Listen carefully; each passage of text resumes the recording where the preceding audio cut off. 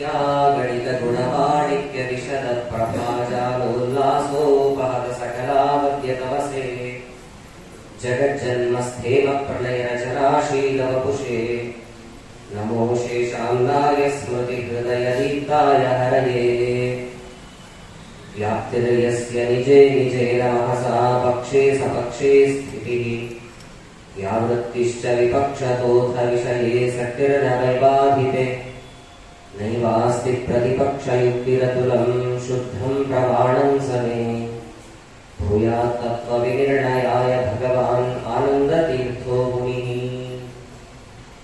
M ಪ್ರೌರಜन्तಮನುಪೇತಮಪೇತಕೃತ್ಯಂ ದ್ವೈಪಾಯನೋ ವಿರಹಕಾತುರತಾಜುಹಾವ ಪುತ್ರೇತಿ ತನ್ಮಯತಯಾದರವೋಪಿ ಹೇತುಃ ತ್ವಂ ಸರ್ವಭೂತಹೃದಯಂ ಮುನಿಮಾನತೋऽಸ್ಮಿ ಸಾಲಂಕಾರಕಕಾವ್ಯನಾಟಕಕಲಾಕಾಣಾದಪಾದಂಜನ ತ್ರಯ್ಯರ್ಥಸ್ಮೃತಿಜೈಮಿನೀಯ ಕವಿತಾ ಸಂಗೀತಪಾರಂಗತಃ ವಿಪ್ರಕ್ಷತ್ರವಿಡಂಗ್ರಿಜಾಥಮುಖರಾಧಿಕಪ್ರಜಾಸೇವಿತಃ ಶ್ರೀಮತ್ಸದ್ಗುರುರಾಘವೇಂದ್ರಯತಿರಾಟ್ ಕುರ್ಯಾತ್ ಸದಾ ಮಂಗಲಂ ತಪಸ್ವಾಧ್ಯಾಯ ಶುಶ್ರೂಷಾ ಕೃಷ್ಣಭುಜಾನತಂ ಮುನಿಂ ವಿಶ್ವೇಶಮಿಷ್ಟಂ ವಂದೇ ಪರಿವ್ರಾಟ್ ಚಕ್ರವರ್ತಿನಂ ಕಪಿಕಟಕಧುರೀಣಃ ಕಾರ್ಮುಕನ್ಯಸ್ತಬಾಣಃ क्षपितदितिजसैन्यः क्षत्रियेष्वग्रगण्यः जलधिरचितसेतुः जानकीदोषहेतुः पथि पथि गुणसान्द्रः पातु मां रामचन्द्रः ಶ್ರೀಗುರುಗಳ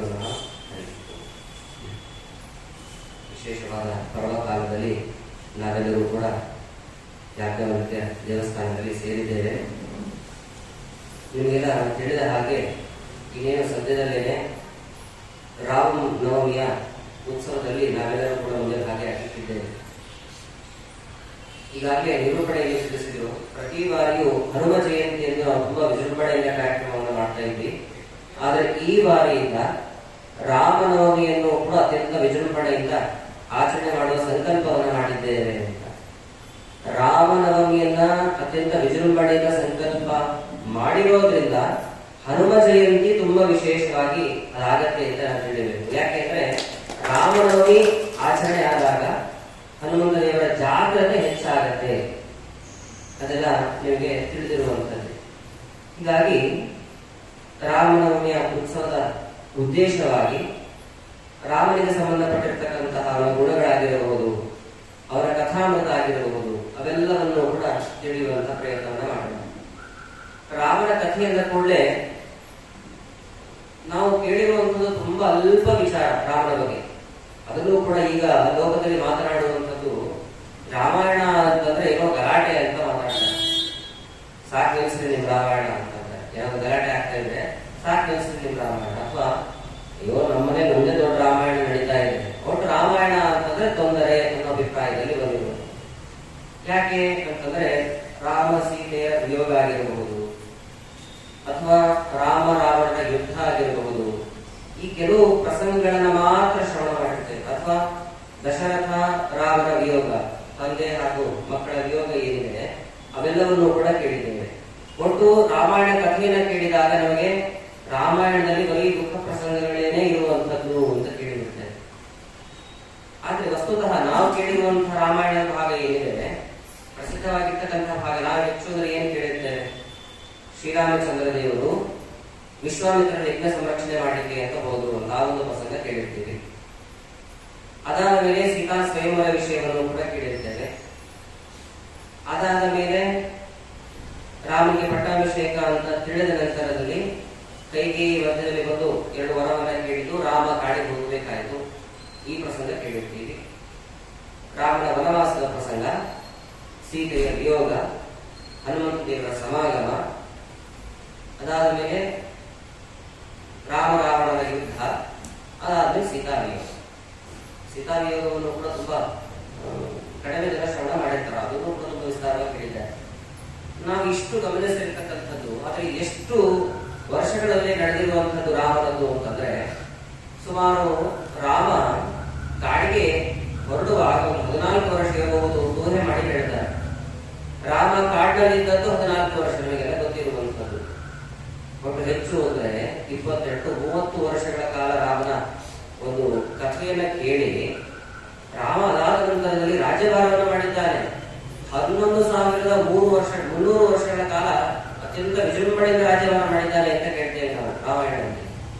ಆ ಎಲ್ಲ ಕಥಾಭಾಗವನ್ನ ಬರಿಗೊತ್ತಿ ಬರೀ ಇಷ್ಟು ಪ್ರಸಂಗವನ್ನು ಮಾತ್ರ ಶ್ರವಣ ಮಾಡಿ, ರಾಮಾಯಣ ಅಂದ್ರೆ ಅದು ಗೋಡೆಯ ಕಥೆ, ಏನೋ ಕಿರಿಕಿರಿ ಉಂಟಾಗುವಂತಹ ಕಥೆ ಅಂತ ರಾಮಾಯಣವನ್ನು ಬರಿಗೊತ್ತಿದ್ದೇವೆ. ಹಾಗಾದ್ರೆ ರಾಮನ ವ್ಯಕ್ತಿತ್ವವನ್ನು ನಾವು ಚೆನ್ನಾಗಿ ತಿಳಿದುಕೊಳ್ಳಬೇಕು. ಈಗ ಕನ್ನಡದಲ್ಲಿ ಗಾದೆ ಇದೆ, ನಿಮಗೆಲ್ಲ ಗೊತ್ತಿರುವಂಥದ್ದು, ರಾಮ ನಡೆದಂತೆ ನಡೆ, ಕೃಷ್ಣ ನುಡಿದಂತೆ ನಡೆ. ರಾಮ ಜೀವನದಲ್ಲಿ ಹೇಗೆ ನಡೆದಿದ್ದಾನೆ ಅವರಂತೆ ನಡೀರಿ, ಅವನು ಹಾಕಿಕೊಟ್ಟಂತಹ ಮಾರ್ಗದಲ್ಲಿ ನಡೀರಿ ಅಂತ. ಯಾಕೆ ಅಂತಂದ್ರೆ ರಾಮ ಏನಿದ್ದಾನೆ, ರಾಮ ಅನೇಕ ಸಂಬಂಧಗಳ ಒಂದು ಹೊಸ ಪ್ಯಾಕೇಜ್ ಅಂತ ಹೇಳಬಹುದು. ಯಾಕೆ ಅಂದ್ರೆ ತಂದೆ ಜೊತೆಗೆ ಹೇಗೆ ವರ್ತಿಸಬೇಕು, ಯಾರಾದ್ರೂ ದೃಷ್ಟಾಂತಕ್ಕೆ ಸಿಗ್ತಾರ? ರಾಮ ದೃಷ್ಟಾಂತ.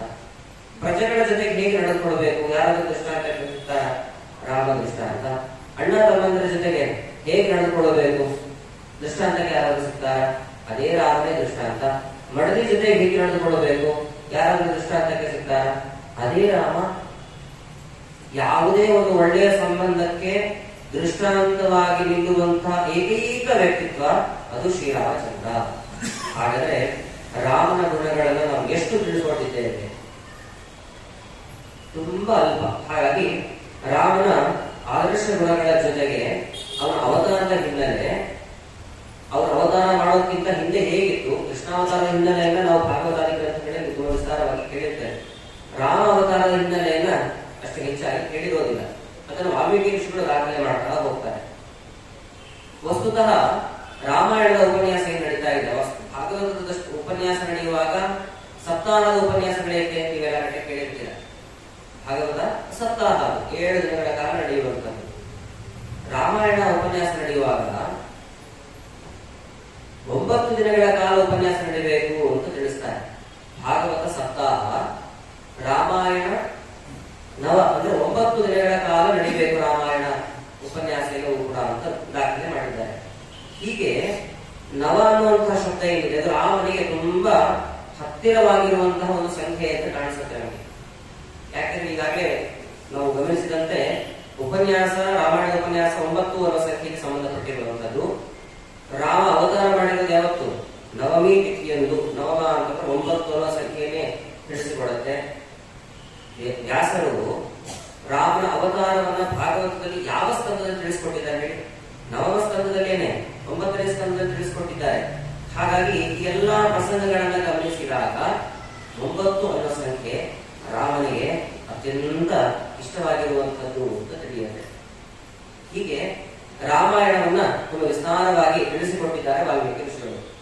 ನಾವು ಗಮನಿಸುವಂತಹ ರಾಮಾಯಣ ಏನಿದೆ, ಪ್ರಸಿದ್ಧವಾದಂತಹ ರಾಮಾಯಣಗಳು ತುಂಬಾ ಬಂದಿದೆ. ಆದ್ರೆ ಅದರಲ್ಲಿ ಅತ್ಯಂತ ಪ್ರಾಚೀನವಾಗಿರುವಂತಹ ರಾಮಾಯಣ ಅಂತಂದ್ರೆ ವಾಲ್ಮೀಕಿ ಋಷಿಗಳು ತಿಳಿಸಿಕೊಟ್ಟಂತಹ ರಾಮಾಯಣ. ಈ ವಾಲ್ಮೀಕಿ ಋಷಿಗಳು ತಿಳಿಸಿಕೊಟ್ಟಂತಹ ರಾಮಾಯಣ ಏನಿದೆ 24,000 ಶ್ಲೋಕಗಳಿಂದ ಕೂಡಿರುವಂತಹ ರಾಮಾಯಣ. ಇದು ಮೂಲ ರಾಮಾಯಣ ಏನಲ್ಲ, ಮೂಲ ರಾಮಾಯಣ ಇದೆ ನೋಡಿ. ಅದರ ವಿವರಣೆಯನ್ನ ನಮಗೆ ಪುರಾಣಗಳಲ್ಲಿ ತಿಳಿಸಿಕೊಡ್ತಾರೆ. ಚರಿತಂ ರಘುನಾಥಸ್ಯ ಶತಕೋಟಿ ಪ್ರವಿಸ್ತರಂ ಹಯಗ್ರೀವ ಬ್ರಹ್ಮ ಶಬ್ದಾದೈಃ. ಚರಿತಂ ರಘುನಾಥಸ್ಯ, ರಾಮನ ಚರಿತ್ರೆ ಏನಿದೆ ಮೂಲದಲ್ಲಿರುವಂತದ್ದು ಶತಕೋಟಿ ಪ್ರವಿಸ್ತರಂ, 100 ಕೋಟಿ ಶ್ಲೋಕಗಳಿಂದ ಕೂಡಿರುವಂತಹ ರಾಮಾಯಣ, ಮೂಲ ರಾಮಾಯಣ. ಅದು ಇವಾಗ ಉಪಲಬ್ಧಿ ಇಲ್ಲ. ಆ ಶತಕೋಟಿ ಶ್ಲೋಕಾತ್ಮಕವಾಗಿರುವಂತಹ ಮೂಲ ರಾಮಾಯಣ ಏನಿದೆ ಅದನ್ನ ಹಯಗ್ರೀವರೂಪಿ ಪರಮಾತ್ಮ ಆರಂಭದಲ್ಲಿ ಬ್ರಹ್ಮದೇವರಿಗೆ ಉಪದೇಶ ಕೊಡ್ತಾನೆ. ನೋಡಿ, ಭಾಗವತದ ಕವಲನ್ನು ನಾವು ಗಮನಿಸ್ತಾ ಹೋಗಿದ್ದೇವೆ. ರಾಮಾಯಣದ ಕವಲು ಹೇಗೆ ಒಡೆದು ಬಂದಿದೆ ಅಂತಂದ್ರೆ ಹೀಗೆ ಅಂದ್ರೆ ಆರಂಭದಲ್ಲಿ ಹಯಗ್ರೀವರೂಪಿ ಪರಮಾತ್ಮ ಬ್ರಹ್ಮದೇವರಿಗೆ ಶತಕೋಟಿ ಶ್ಲೋಕಾತ್ಮಕವಾಗಿರುವಂತಹ ರಾಮಾಯಣವನ್ನು ತಿಳಿಸಿಕೊಡ್ತಾನೆ. ಅನಂತರದಲ್ಲಿ ಬ್ರಹ್ಮದೇವರು ನಾರದರಿಗೆ ಉಪದೇಶ ಕೊಡುವಾಗ ಸ್ವಲ್ಪ ಸಂಕ್ಷೇಪ ಮಾಡ್ತಾರೆ. ಶತಕೋಟಿ ಶ್ಲೋಕಾತ್ಮಕವಾಗಿರುವಂತದ್ದು ಕೇಳಿದ್ರೆ ಅದನ್ನ ಜೀರ್ಣಿಸ್ಕೊಳ್ಳಿ ಕಷ್ಟ ಅಂತಂದು ಸ್ವಲ್ಪ ಸಂಕ್ಷಿಪ್ತವಾಗಿ ತಿಳಿಸ್ಕೊಡ್ತಕ್ಕಂಥವ್ರು ಆಗ್ತಾರೆ. ಹಾಗಾದ್ರೆ ಹಯಗ್ರೀವರು ಪರಮಾತ್ಮ ಬ್ರಹ್ಮದೇವರಿಗೆ, ಬ್ರಹ್ಮದೇವರು ನಾರದರಿಗೆ. ನಾರದರ ಬಳಿ ರಾಮನ ಚರಿತ್ರೆ ಎಲ್ಲ ಏನಿದೆ ಇದೆಲ್ಲವೂ ಕೂಡ ಅಡಕವಾಗಿತ್ತು. ಒಂದ್ಸತಿ ನಾರದರು ಹೀಗೆ ಸಂಚಾರ ಮಾಡ್ತಾ ಹೋಗ್ತಾ ಇದ್ದಾಗ ನೋಡಿ ವಾಲ್ಮೀಕಿ ರಾಮಾಯಣ ಹೇಗೆ ಬಂತು ಅಂತ ನಮಗೆ ತಿಳಿಬೇಕು. ಅದಾದ್ಮೇಲೆ ವಾಲ್ಮೀಕಿ ಋಷಿಗಳು ರಾಮನ ಕಥೆಯನ್ನು ಹೇಗೆ ಆರಂಭ ಮಾಡ್ತಾರೆ ಅನ್ನೋದು ತಿಳಿಯೋಣ. ನಾರದರ ಬಳಿ ಈಗ ರಾಮನ ಚರಿತ್ರೆ ಎಲ್ಲವೂ ಕೂಡ ಇರುವಂತದ್ದಾಗಿದೆ. ಒಂದ್ಸಾರಿ ಏನಾಯ್ತು ಅಂತಂದ್ರೆ ಸಂಚಾರ ಮಾಡ್ತಾ ಹೋಗ್ತಾ ಇದ್ದಾರೆ ನಾರದರು. ಸಂಚಾರಕ್ಕೆ ಅಂತ ಹೋದಾಗ ವಾಲ್ಮೀಕಿ ಋಷಿಗಳು ಕೂಡ ಸಂಚಾರಕ್ಕೆ ಅಂತ ಬಂದಿದ್ದಾರೆ. ಆಗ ವಾಲ್ಮೀಕಿ ಋಷಿಗಳಿಗೆ ನಾರದರ ಭೇಟಿಯಾಯಿತು. ಜ್ಞಾನಿಗಳು ಯಾರಾದ್ರೂ ಸಿಕ್ಕರು ಅಂತಂದ್ರೆ ಅವರಿಂದ ಏನಾದ್ರೂ ಲಾಭವನ್ನ ಅಪೇಕ್ಷೆ ಮಾಡಬೇಕು. ಹಣದ ಲಾಭ ಅಲ್ಲ, ಮತ್ತೆ ಜ್ಞಾನದ ಲಾಭ. ಏನಾದ್ರೂ ಅವರಿಂದ ನಮಗೆ ತಿಳಿಯಲಿಕ್ಕೆ ಸಾಧ್ಯವಾ ಅಂತಂದು ಅನೇಕ ವಿಷಯಗಳನ್ನ ಚೆನ್ನಾಗಿ ಸಂಗ್ರಹ ಮಾಡಬೇಕು. ವಾಲ್ಮೀಕಿ ಋಷಿಗಳು ಹಾಗೆ ಮಾಡ್ತಾರೆ. ನಾರದರ ಬಳಿ ಬಂದು ಅನೇಕ ಪ್ರಶ್ನೆಯನ್ನು ಕೇಳಿದ್ರು.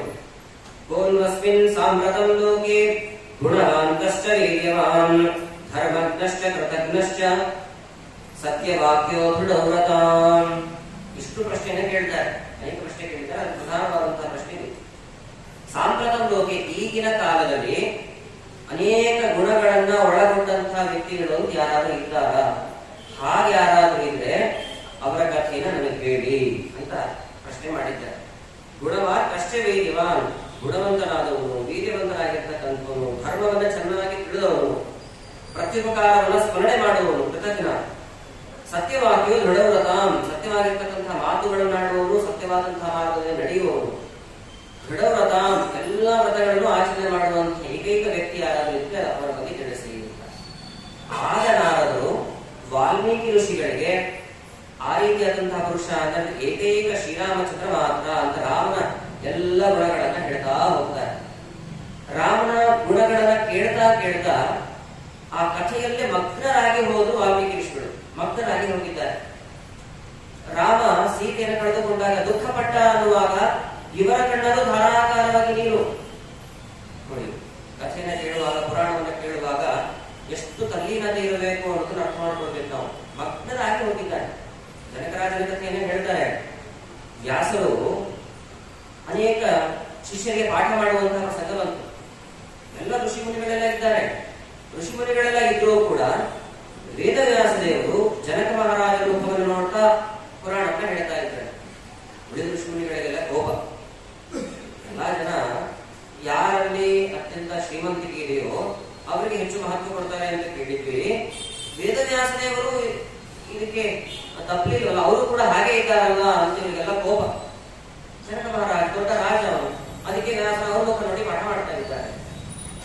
ವ್ಯಾಸರಿಗೆ ಇದು ತಿಳಿದ ನಂತರದಲ್ಲಿ ನಾನು ಯಾಕೆ ಜನಕರಾಜನ ಮುಖವನ್ನು ನೋಡಿ ಪಾಠ ಮಾಡ್ತಿದ್ದೇನೆ ಅಂತ ತಿಳಿಸ್ಬೇಕು ಅಂತಂದು ಏನ್ ಮಾಡಿದ್ರು ಅಂತಂದ್ರೆ, ಈ ಋಷಿ ಮುನಿಗಳೆಲ್ಲ ಕಾಡಿನಲ್ಲಿ ಪಾಠಕ್ಕೆ ಅಂತ ಕೇಳಿಕ್ ಬರ್ತಾ ಇದ್ರು. ಅವರ ಗುಡಿಸಲು, ಆಶ್ರಮ ಮುಂತಾದವುಗಳೆಲ್ಲ ಏನಿತ್ತು ಅದಕ್ಕೆ ಬೆಂಕಿ ಬಿತ್ತು ಅಂತ ಸುದ್ದಿ ಬಂತು. ಬೆಂಕಿ ಬಿತ್ತು ಅಂತ ಸುದ್ದಿ ಬಂತು. ಊರಿಂದ ಜನ ಬಂದು ಹೇಳ್ತಾರೆ, ನೀವೇ ಪಾಠ ಕೇಳ್ಕೊಂಡು ಕೂತ್ಕೊಂಡಿದೀವಿ, ಅಲ್ಲಿ ನಿಮ್ಮ ಆಶ್ರಮಕ್ಕೆಲ್ಲ ಬೆಂಕಿ ಬಿದ್ದಿದೆ. ಏನು ನಮ್ಮ ಆಶ್ರಮಕ್ಕೆ ಬೆಂಕಿ ಬಿತ್ತ ಅಂತಂದು ಪಾಠ ಕುಳಿದುಕೊಂಡವ್ರು ಏನು ಓಡಿ ಹೋಗಿಬಿಟ್ರೆ. ಋಷಿಗಳೆಲ್ಲ ಹೋಗುವಾಗ ಜನಕರಾಜನ ನೋಡಿ ಅದೇ ಕೂತ್ಕೊಂಡಿದ್ದಾವ. ಜನಕರಾಜ ಬರೀ ನಮ್ಮ ಗುಡಿಸ್ಲಿಕ್ಕೆ ಅಷ್ಟೇ ಬೆಂಕಿ ಬಿದ್ದಿದ್ದಲ್ಲ, ನೀನು ಅರಮನೆಗೂ ಬೆಂಕಿ ಬಿದ್ದಿದ್ದೆ, ನೀನು ಬರೋದಿಲ್ವೇನೋ ಅಂತ ಕೇಳಿ. ಜನಕರಾಜ ಅಂತಾನೆ, ನಾನು ಪಾಠವನ್ನ ಕೇಳ್ತಾ ಇದ್ದೀನಿ. ಪಾಠವನ್ನು ಹೇಳ್ತಾ ಇರೋದು ಸಾಕ್ಷಾತ್ ನಾರಾಯಣ ವ್ಯಾಸ ರೂಪದಿಂದ ಹೇಳ್ತಾ ಇದ್ದಾರೆ. ಹಾಗಾಗಿ ಅವನ ಸಂಕಲ್ಪದಂತೆ ಇಲ್ಲಿ ಬೆಂಕಿ ಬಿದ್ದಿರತ್ತೆ. ಆರುವಂಥದ್ದು ಕೂಡ ಅವನ ಸಂಕಲ್ಪದಿಂದಲೇ. ಪಾಠಕ್ಕೆ ಕುಳಿತಾಗ ಯಾವುದೇ ವಿಘ್ನಗಳು ಕೂಡ ಅದಕ್ಕೆ ತಲೆ ಕೆಡಿಸ್ಕೊಳ್ಬಾರ್ದು, ನಾನು ಪಾಠವನ್ನು ಕೇಳ್ತೇನೆ ಅಂತ ಅಲ್ಲೇ ನೀವು ತಲೆ ಕೆಟ್ಟಿದೆ ಅಂತ ಇವರೆಲ್ಲ ಹೋಗಿ ನೋಡಿದ್ರು. ಅಲ್ಲಿ ವ್ಯಾಸನೇನೆ ಯೋಗಾಗ್ನಿಯನ್ನ ಸೃಷ್ಟಿ ಮಾಡಿದ್ರು ಅಷ್ಟೇನೆ. ಆ ಅಗ್ನಿ ಯಾರಿಗೂ ಕೂಡ ತೊಂದರೆ ಕೊಡುವಂತದ್ದಾಗಿರಲಿಲ್ಲ. ಪುನಃ ಕಾಡಿಗೆ ಬಂದು ನೋಡ್ತಾರೆ, ಜನಕ ಮಹಾರಾಜ ಮಾತ್ರ ಪಾಠವನ್ನು ಕೇಳ್ತಾ ಇವ್ರ ಮುಖ ಎಲ್ಲ ಸಪ್ಪೆ ಆಯಿತು. ಪಾಠವನ್ನು ಕೇಳುವಾಗ ಎಷ್ಟು ತಲ್ಲೀನತೆ ಇರಬೇಕು ಅನ್ನೋದನ್ನ ಅರ್ಥ ಮಾಡಿಕೊಳ್ಬೇಕು. ಹಾಗೆ ನಾರದರಿಂದ ಅನೇಕ ವಿಷಯವನ್ನ ತಿಳಿದುಕೊಳ್ತಾ ಇರಬೇಕಾದ್ರೆ ತಲ್ಲೀನರಾಗಿ ಹೋಗಿದ್ರು ವಾಲ್ಮೀಕಿ ಋಷಿಗಳು. ಸ್ವಲ್ಪ ಗಮನ ಕೊಟ್ಟಿದ್ದೀವಿ. ಯಾಕೆ ಅಂತಂದ್ರೆ ಈ ತಲ್ಲೀನತೆಯಿಂದಲೇ ಮುಂದೆ ರಾಮಾಯಣ ಹೊರಗಡೆ ಬರುವಂತದ್ದು. ತುಂಬಾ ತಲ್ಲೀನರಾಗಿ ಹೋಗಿದ್ದಾರೆ. ರಾಮ ಸೀತೆಯನ್ನ ವಿಯೋಗ ಮಾಡಿದ ಅಂತ ಕೇಳಿದಾಗಲೂ ಕೂಡ ಅತ್ಯಂತ ದುಃಖ ಇವರಿಗೆ. ಎಂತಹ ಮಹಾಸಾಧ್ವಿ ಇವರು, ರಾಮ ಹೀಗೆ ಮಾಡಿಬಿಟ್ನಲ್ವಾ ಅಂತ ಬಹಳ ದುಃಖ ಆಯ್ತು, ಬಹಳ ದುಃಖ ಆಯ್ತು. ಇಷ್ಟೆಲ್ಲ ಕಥೆಯನ್ನ ಕೇಳಿದ್ರು. ಮನಸ್ಸಿನಲ್ಲಿ ಇದೇ ಚಿಂತೆ ಇವರಿಗೆ, ರಾಮ ಸೀತೆಯನ್ನು ಬಿಡಬಾರದಿತ್ತು, ರಾಮ ಸೀತೆಯನ್ನು ಬಿಡಬಾರದಿತ್ತು. ತಮಸಾ ನದಿ ತೀರಕ್ಕೆ ಬಂದಿದ್ದಾರೆ. ಇದೇ ಗುಂಗಿನಲ್ಲೇ ಇದ್ದಾರೆ, ಇದೇ ಗುಂಗಿನಲ್ಲಿದ್ದಾರೆ. ತಪಸಾ ನದಿ ತೀರಕ್ಕೆ ಬಂದು ಆನ್ಹಿಕಾದಿಗಳನ್ನು ಮುಗಿಸಿಕೊಂಡು ಬರ್ತಾ ಇದ್ದಾರೆ. ಬರುವಂತಹ ಸಮಯದಲ್ಲಿ ಒಂದು ಪ್ರಸಂಗ ನಡೀತು. ಏನ್ ನಡೀತು ಅಂತಂದ್ರೆ, ಒಬ್ಬ ವ್ಯಾಧ ಎರಡು ಕ್ರೌಂಚ ಪಕ್ಷಿಗಳು ಅಂತ ವಿಹಾರ ಮಾಡ್ತಾ ಕೂತ್ಕೊಂಡಿದ್ರು. ಪರಸ್ಪರವಾಗಿ ದಂಪತಿಗಳೆರಡೂ ಕೂಡ, ಗಂಡು ಕ್ರೌಂಚ ಪಕ್ಷಿ ಹಾಗೂ ಹೆಣ್ಣು ಕ್ರೌಂಚ ಪಕ್ಷಿ ಪರಸ್ಪರವಾಗಿ ವಿಹಾರವನ್ನು ಮಾಡ್ತಾ ಕೂತ್ಕೊಂಡಿದ್ರು. ಇದಕ್ಕಾಗಿ ಕಾಯ್ಕೊಂಡಿದ್ದಂತಹ ಬೇಡ ಏನ್ ಮಾಡದ ಅಂತಂದ್ರೆ, ಗುರಿ ಇಟ್ಟು ಬಾಣವನ್ನ ಹೂಡಿ ಗಂಡು ಕ್ರೌಂಚ ಪಕ್ಷಿಗೆ ಹೊಡೆದ. ಆ ಗಂಡು ಕ್ರೌಂಚ ಪಕ್ಷಿ ಕೆಳಗಡೆ ಬಿದ್ದು ಪ್ರಾಣ ಕಳ್ಕೊಳ್ತು. ಗಮನಿಸ್ತಾ ಇದ್ದಾರೆ. ಅದಾದ ನಂತರದಲ್ಲಿ ಪತಿಯ ವಿಯೋಗವನ್ನ ಸಹಿಸಲಾರದೇನೆ ಹೆಣ್ಣು ಕ್ರೌಂಚ ಪಕ್ಷಿ ಗುಳೋ ತಳ್ತಾ ಇದೆ, ಗುಳೋ ತಳ್ತಾ ಇದೆ. ಪ್ರಸಂಗವನ್ನೆಲ್ಲ ಗಮನಿಸ್ತಾ ಇದ್ದಾರೆ ವಾಲ್ಮೀಕಿ ಋಷಿಗಳು. ರಾಮ ಸೀತೆಯನ್ನ ಬಿಟ್ಟಂತಹ ವಿಯೋಗ ಏನಾಗಿದೆ, ರಾಮ ಸೀತೆಯ ವಿಯೋಗ, ಆ ಪ್ರಸಂಗವನ್ನ ಕೇಳಿನೇ ಬಹಳ ದುಃಖ ಆಗಿತ್ತು. ಅದೇ ರೀತಿಯಾದಂತಹ ಪ್ರಸಂಗವನ್ನ ನೋಡಿದರೆ ಪ್ರತ್ಯಕ್ಷವಾಗಿ ತುಂಬಾ ಕೋಪ ಬಂತು. ಕೋಪದಲ್ಲಿ ಒಂದು ಶ್ಲೋಕವನ್ನೇ ರಚನೆ ಮಾಡಿದ್ರು. ಮಾವಿಷಾದ ಪ್ರತಿಷ್ಠಾಂತಂ ಅಗಮ ಶಾಶ್ವತಿ ಸಮಾಹ ಯತ್ಕ್ರೌಂಚ ಮಿಥುನಾದೇಕಂ ಅವಧಿ ಕಾಮ ಮೋಹಿತಂ. ವಾಲ್ಮೀಕಿ ಋಷಿಗಳಿಂದ ಬಂದಂತಹ ಮೊದಲನೆಯ ಶ್ಲೋಕ ಇದು. ಮಾನಿಷಾದ ಪ್ರತಿಷ್ಠಾಂತಂ, ನಿಷಾದ ಅಂದ್ರೆ ಬೇಡ. ಎಂಥ ಮೂರ್ಖ ಬೇಡ ಇದೆ ನೀನು, ರಾಕ್ಷಸನಂತೆ ಪ್ರವೃತ್ತಿ ಮಾಡ್ತಾ ಇದ್ದೀಯ ನೀನು. ಅಗಮ ಶಾಶ್ವತಿ ಸಮಾಹ, ನಿನಗೆ ಶಾಪ ಕೊಡ್ತಾ ಇದ್ದೆ ನಾನು. ಶಾಶ್ವತಿ ಸಮಾಹ, ಶಾಶ್ವತ ದೀರ್ಘಕಾಲದವರೆಗೆ ನೀನು ಬದುಕಲಿಕ್ಕೆ ಹೋಗಬೇಡ. ಯಾಕೆ ಅಂದ್ರೆ ಎಷ್ಟು ಪರಸ್ಪರವಾಗಿ ಸಂಸಾರದ ಸುಖವನ್ನು ಅನುಭವಿಸ್ತಾ ಇದ್ದಂತಹ ಕ್ರೌಂಚ ಪಕ್ಷಿಗಳಿಗೆ ವಿಘ್ನವನ್ನು ಮಾಡಿದ್ದೇನೆ ನೀನು ಬಹಳ ಕಾಲದವರೆಗೆ ಬದುಕಬೇಡ ಅಂತ ಶಾಪ ಕೊಟ್ಟು ತಮ್ಮ ಆಶ್ರಮಕ್ಕೆ ಬಂದರು. ಸ್ವಲ್ಪ ಸಮಾಧಾನ ಮಾಡಿಕೊಂಡು ವಿಚಾರ ಮಾಡ್ತಾರೆ. ಬೈಯುವಾಗ ಚಂದೋಮಯವಾಗಿ ಶ್ಲೋಕ ರೂಪದಲ್ಲಿ ನಾನು ಹೇಗೆ ಬೈದೆ ಅಂತ ವಿಚಾರ ಮಾಡಿದ್ರು. ಬೈಯುವಾಗ ತುಂಬಾ ಕೋಪ ಬಂದಿರುತ್ತೆ. ಕೋಪ ಬಂದಾಗ ಸರಿಯಾದ ಕ್ರಮದಲ್ಲಿ ಪದಗಳನ್ನೆಲ್ಲ ಜೋಡಣೆ ಮಾಡಿ ಯಾರಾದ್ರೂ ಬೈತಾರೆ, ಆಯ್ಕೆಯನ್ನು ಬರ್ತದೆ ಒಂದು ಬೈ ಬಿಡ್ತಾರೆ ಅಷ್ಟೇ. ಇಲ್ಲಿ ಶ್ಲೋಕ ಅಂತಂದ್ರೆ ಶ್ಲೋಕದ ಕ್ರಮವನ್ನು ಕೂಡ ಹೇಳ್ತಾರೆ, ಚಂದೋಮಯವಾಗಿರಬೇಕು. ಪ್ರಾಯಶಃ ವಾಲ್ಮೀಕಿ ಋಷಿಗಳ ರಾಮಾಯಣ ಏನಿದೆ ಅದು ಅನುಷ್ಠುಪ್ ಶ್ಲೋಕದಲ್ಲಿ ಇರುವಂತದ್ದು.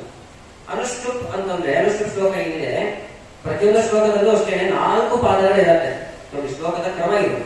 ಪ್ರತಿಯೊಂದು ಶ್ಲೋಕದಲ್ಲೂ ಕೂಡ 4 ಪಾದಗಳಿರುತ್ತೆ. ದೊಡ್ಡ ದೊಡ್ಡ ಶ್ಲೋಕಗಳೇ ನಿಮ್ಗೆ ಸರಿಯಾಗಿ ಅರ್ಥ ಆಗಿರುತ್ತೆ. ಉದಾಹರಣೆಗೆ ವಾಯುಸ್ತುತಿ, ಅದರಲ್ಲಿ 4 ಲೈನ್ ಇರುತ್ತದೆ, ಅರ್ಥ ಆಗಿರುತ್ತೆ ನೋಡಿ. ಇನ್ನು ಚಿಕ್ಕ ಚಿಕ್ಕ ಶ್ಲೋಕಗಳು, ಉದಾಹರಣೆಗೆ ವೆಂಕಟೇಶ ಸ್ತೋತ್ರ ತೆಗೆದುಕೊಳ್ಳಿ, ಅದರಲ್ಲೂ 4 ಪಾದ ಇರುತ್ತೆ.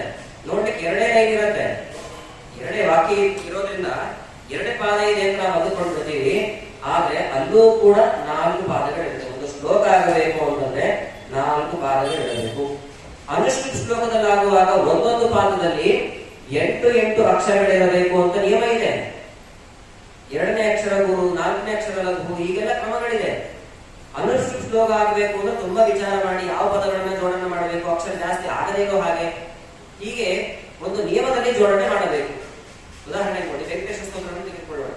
ವೆಂಕಟೇಶೋ ವಾಸುದೇವ ನೋಡಿ, 8 ಸಂಖ್ಯೆ ಬಂತು. ಪ್ರತ್ಯುಮ್ನೋಮಿತ ವಿಕ್ರಮಃ 8 ಸಂಖ್ಯೆ ಬಂತು.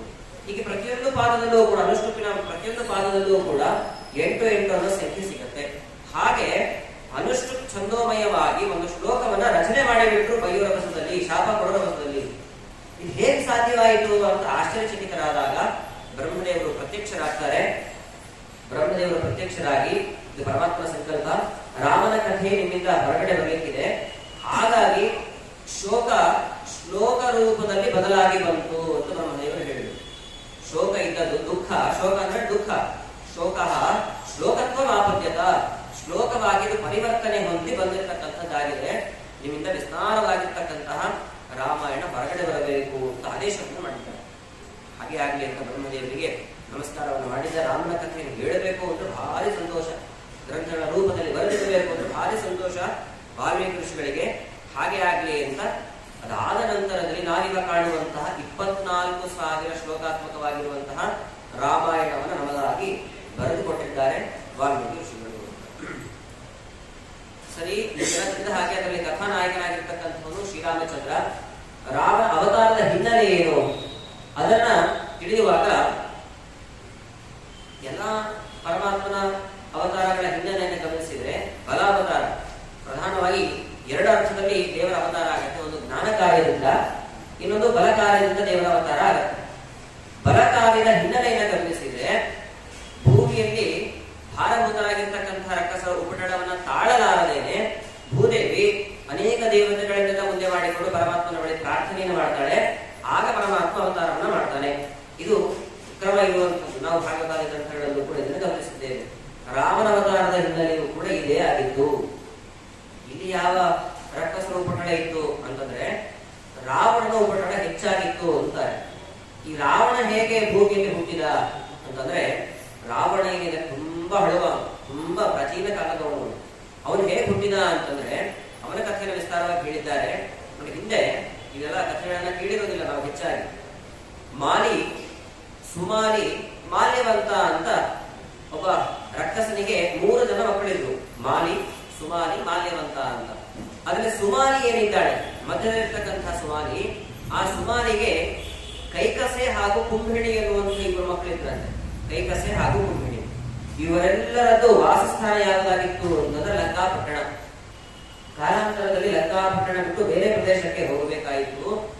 ಹೋಗ್ಬೇಕಾದಾಗ ತುಂಬಾ ದುಃಖ ಅವರಿಗೆ, ಅದರಲ್ಲೂ ಪ್ರಧಾನವಾಗಿ ಸುಮಾರಿಗೆ.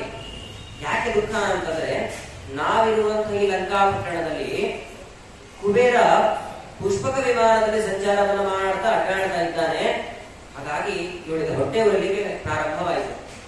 ಏನ್ ಮಾಡಿದ್ದು ಸುಮಾರಿಗೆ ಅಂತಂದ್ರೆ, ಈ ಕೈಕಸೆಗೆ ಹೇಳ್ತಾಳೆ. ಕೈಕಸೆಗೆ, ನೋಡು, ಕುಬೇರ ಹೀಗೆಲ್ಲ ನಾವಿರುವಂತಹ ಭೂಪ್ರದೇಶದಲ್ಲಿ ರಾಜ್ಯಭಾರವನ್ನು ಮಾಡ್ತಾ ಇದ್ದಾನೆ. ಹೇಗಾದ್ರೂ ಮಾಡಿ ಪುನಃ ನಮ್ಮ ವಶಕ್ಕೆ ತೆಗೆದುಕೊಳ್ಬೇಕು. ನಾವು ಏನ್ ಮಾಡಬೇಕಾಗಿದೆ? ಸುಮಾರಿ ಹೇಳುವಂಥದ್ದು, ವಿಶ್ವವಸ್ತು ಅಂತ ಒಬ್ಬ ಮುನಿಗಳಿದ್ದಾರೆ. ವಿಶ್ವವಸ್ತುವಿನ ಬಳಿ ಹೋಗಿ ಗರ್ಭಧಾರಣೆಯನ್ನು ಮಾಡಿಕೊಂಡು ಬಾ ನೀನು ಅಂತ ಆದೇಶವನ್ನ ಮಾಡಿದ್ರು. ಹಾಗೆ ಆಗ್ಲಿ ಅಂತ ಹೊರಟಂತವಳಾದ್ರು. ಬ್ರಹ್ಮದೇವರ ಮಕ್ಕಳು ಪುಲಸ್ತ್ಯರು, ಪುಲಸ್ತ್ಯರ ಮಕ್ಕಳು ಈ ವಿಶ್ವವಸ್ತು. ಈ ವಿಶ್ವವಸ್ತಿಗೆ ಸುಗಾತ್ರಿಯಲ್ಲಿ ಹುಟ್ಟಿದವರೇನೆ ಕುಬೇರ. ಕುಬೇರನಿಗೆ ಇಂತಹ ಸಾಮರ್ಥ್ಯ ಹೇಗೆ ಬಂತು ಅಂದ್ರೆ, ವಿಶ್ವವಸ್ತಿನ ಒಂದು ತೇಜೋಮಯವಾದಂತಹ ಅಂಶ ಇದೆ ಕುಬೇರನಲ್ಲಿ, ಹಾಗಾಗಿ ಇಂತಹ ಸಾಮರ್ಥ್ಯ ಬಂತು. ಅದೇ ಅಂಶವನ್ನು ಒಳಗೊಂಡಂತಹ ಗರ್ಭವನ್ನು ನಿರ್ಧಾರಣೆ ಮಾಡುವಂತ ಹೇಳ್ತಕ್ಕಂಥವರಾದ್ರು. ಯಾರು? ಸುಮಾಲಿ, ತನ್ನ ಮಗಳಾದಂತಹ ಕೈಕಸೆ. ಹಾಗೆ ಆಗಲಿ ಅಂತ ಈ ಕೈಕಸೆ ವಿಶ್ವವಸ್ತನ ವಿವಾಹ ಮಾಡಿಕೊಂಡಿದ್ದಾಳೆ. ವಿವಾಹ ಮಾಡಿಕೊಂಡ ನಂತರ ಸಂಧ್ಯಾಕಾಲ, ನಾವು ಭಾಗವತ ಗ್ರಂಥದಲ್ಲಿ ಶ್ರವಣ ಮಾಡಿದ್ದೇವೆ. ಸಂಧ್ಯಾಕಾಲದಲ್ಲಿ ಚತ್ವಾರಿ ಖಲುಕರ್ಮಾಣಿ ಸಂಧ್ಯಾಕಾಲೇ ವಿವರ್ಜಯೇತ್, 4 ಕರ್ಮಗಳನ್ನ ಸಂಧ್ಯಾಕಾಲದಲ್ಲಿ ಸಂಜೆಯ ವೇಳೆಯಲ್ಲಿ ನಾವು ಅದನ್ನು ಸೇವಿಸಬಾರದು. 4 ಕರ್ಮಗಳು ನಿಷಿದ್ಧ ಅಂತಾರೆ. ಯಾವ್ಯಾವುದು? ಆಹಾರೋ ಮೈಥುನಂ ನಿದ್ರ ಸ್ವಾಧ್ಯಾಯಂ ಚ ಚತುರ್ಥಕಂ. ಸಂಜೆಯ ವೇಳೆಯಲ್ಲಿ ಆಹಾರ ಸೇವಿಸಬಾರದು ಅಂತ ಇದೆ. ಮೈಥುನ, ಪತಿಪತ್ನಿಯರ ಸಂಘವನ್ನ ನಿಷೇಧ ಮಾಡಿದ್ದಾರೆ ಸಂಜೆಯ ವೇಳೆಯಲ್ಲಿ. ಆಹಾರ, ಮೈಥುನ, ನಿದ್ರ, ಸಂಜೆಯ ವೇಳೆಯಲ್ಲಿ ಮಲ್ಕೊಳ್ಳಬಾರದು ಅಂತ ಇದೆ. ಸ್ವಾಧ್ಯಾಯ, ಗುರುಗಳಿಂದ ಉಪದೇಶ ಆಗದೇ ಇರುವಂತಹ ವೇದ ಮಂತ್ರ ಏನಿದೆ ಅದನ್ನು ನಾವು ಪಾರಾಯಣ ಮಾಡೋ ಹಾಗಿಲ್ಲ ಅಥವಾ ಅಧ್ಯಯನ ಮಾಡೋ ಹಾಗಿಲ್ಲ ಅಂತ ಇದೆ. ಯಾವಾಗ? ಸಂಜೆಯ ವೇಳೆಯಲ್ಲಿ. ಅದರಲ್ಲಿ ಒಂದು ಮೈಥುನ. ಇವಳಾಗುವಾಗ ಕೈಕಸೆ ಸಂಧ್ಯಾಕಾಲದಲ್ಲಿ ಪತಿಯನ್ನು ಅಪೇಕ್ಷೆ ಪಡ್ತಕ್ಕಂಥವಳಾಗ್ತಾಳೆ. ಎಷ್ಟು ಹೇಳಿದ್ರು ಕೂಡ ಕೇಳಲಿಲ್ಲ. ಕೈಕಸೆಯ ಮನೋಭಿಲಾಷೆಯನ್ನು ಪೂರ್ಣ ಮಾಡ್ತಾರೆ ವಿಶ್ವವಸ್ತು. ಅದಾದ ನಂತರದಲ್ಲಿ ಅಲ್ಲೇ ಶಾಪ ಕೊಡ್ತಾರೆ. ನನ್ನ ಮಾತನ್ನ ತಿರಸ್ಕಾರ ಮಾಡಿ ಗರ್ಭಧಾರಣೆ ಮಾಡಿದಿ, ನಿನ್ನಲ್ಲಿ 3 ಮಕ್ಕಳು ಕ್ರೂರರಾಗಿರೋರು ಹುಡ್ತಾರೆ ಅಂತ ಅಲ್ಲಿ ಶಾಪ ಕೊಟ್ಟು ಮತ್ತೆ ಪುನಃ ಪ್ರಾರ್ಥನೆ ಮಾಡಿಕೊಳ್ತಾನೆ.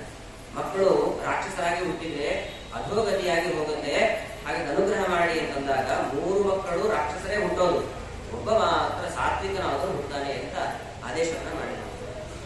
ಅದಾದ ನಂತರದಲ್ಲೇನೆ 3 ಮಕ್ಕಳು ರಕ್ಕಸರು ಯಾರು ಅಂತಂದ್ರೆ ರಾವಣ, ಕುಂಭಕರ್ಣ ಹಾಗೂ ಶೂರ್ಪಣಖಿ. 3 ಜನರು ಕೂಡ ರಕ್ಕಸ ಸ್ವಭಾವದವರು. ಸಾತ್ವಿಕನೇ ಯಾರು ಅಂತ ನಿಮಗೆಲ್ಲ ಗೊತ್ತಿರೋ ಹಾಗೆ ವಿಭೀಷಣ ಅಂತ.